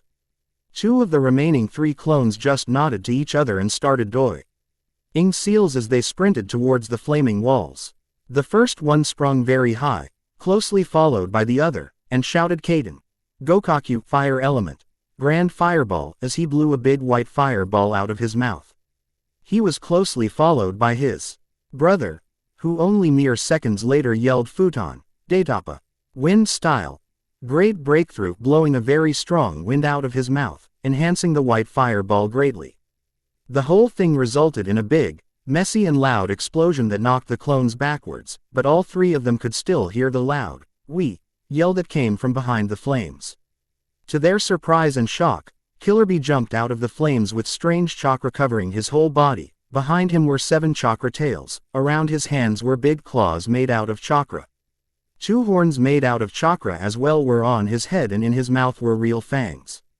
It seemed that this strange chakra protected him from most of the flame's damage. He still had 2nd and 3rd degree burns on all over his body. "I can't believe that he took the attack head on and survived it," thought one of the clones, and then yelled, "What the hell are you?" "I am the 8-tailed beast. Jinchuriki of the Hachibi. I am Kyuubi," he yelled and charged the closed of the 3 black-clothed bounty hunters. The said clone was able to dodge him with speed and agility and landed on the ground after some flips. "Oh ho, not since my brother has anyone been able to deflect number 8, thought Kyuubi, impressed, and charged again, but at another one this time. "You will be the first to burst," he rapped and attacked him with his right arm.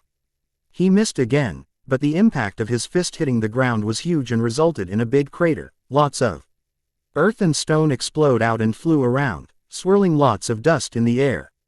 "He is not only fast but incredible strong. I don't think that we can hold him off for long. Why the hell is a guy like him not in any bingo book?" thought one of the clones. "He defiantly got both speed and strength, but he moves in a straight line like a bull would with his horns. We have to take advantage of that," yelled another clone to the others. "Let me handle this big cow," yelled another one and took off his cloak. He held it with both hands in front of him, using it to hide his body, and he yelled, "Come and get me if you can. You talentless wannabe rapper." Kyuubi looked at him with anger because of the insult, and his eyes widened with fury as he saw the blood-red color inside his opponent's cloak. The demon inside of him screamed in fury and it became hard for him to control it. They were no longer in harmony as before, but fighting with each other for dominance now. He clutched his head in pain for a moment before screaming out loud, "We!" and charging at the man that was taunting him. Neither human nor demon was in control right now, the body only driven by the animalistic instincts of a bull.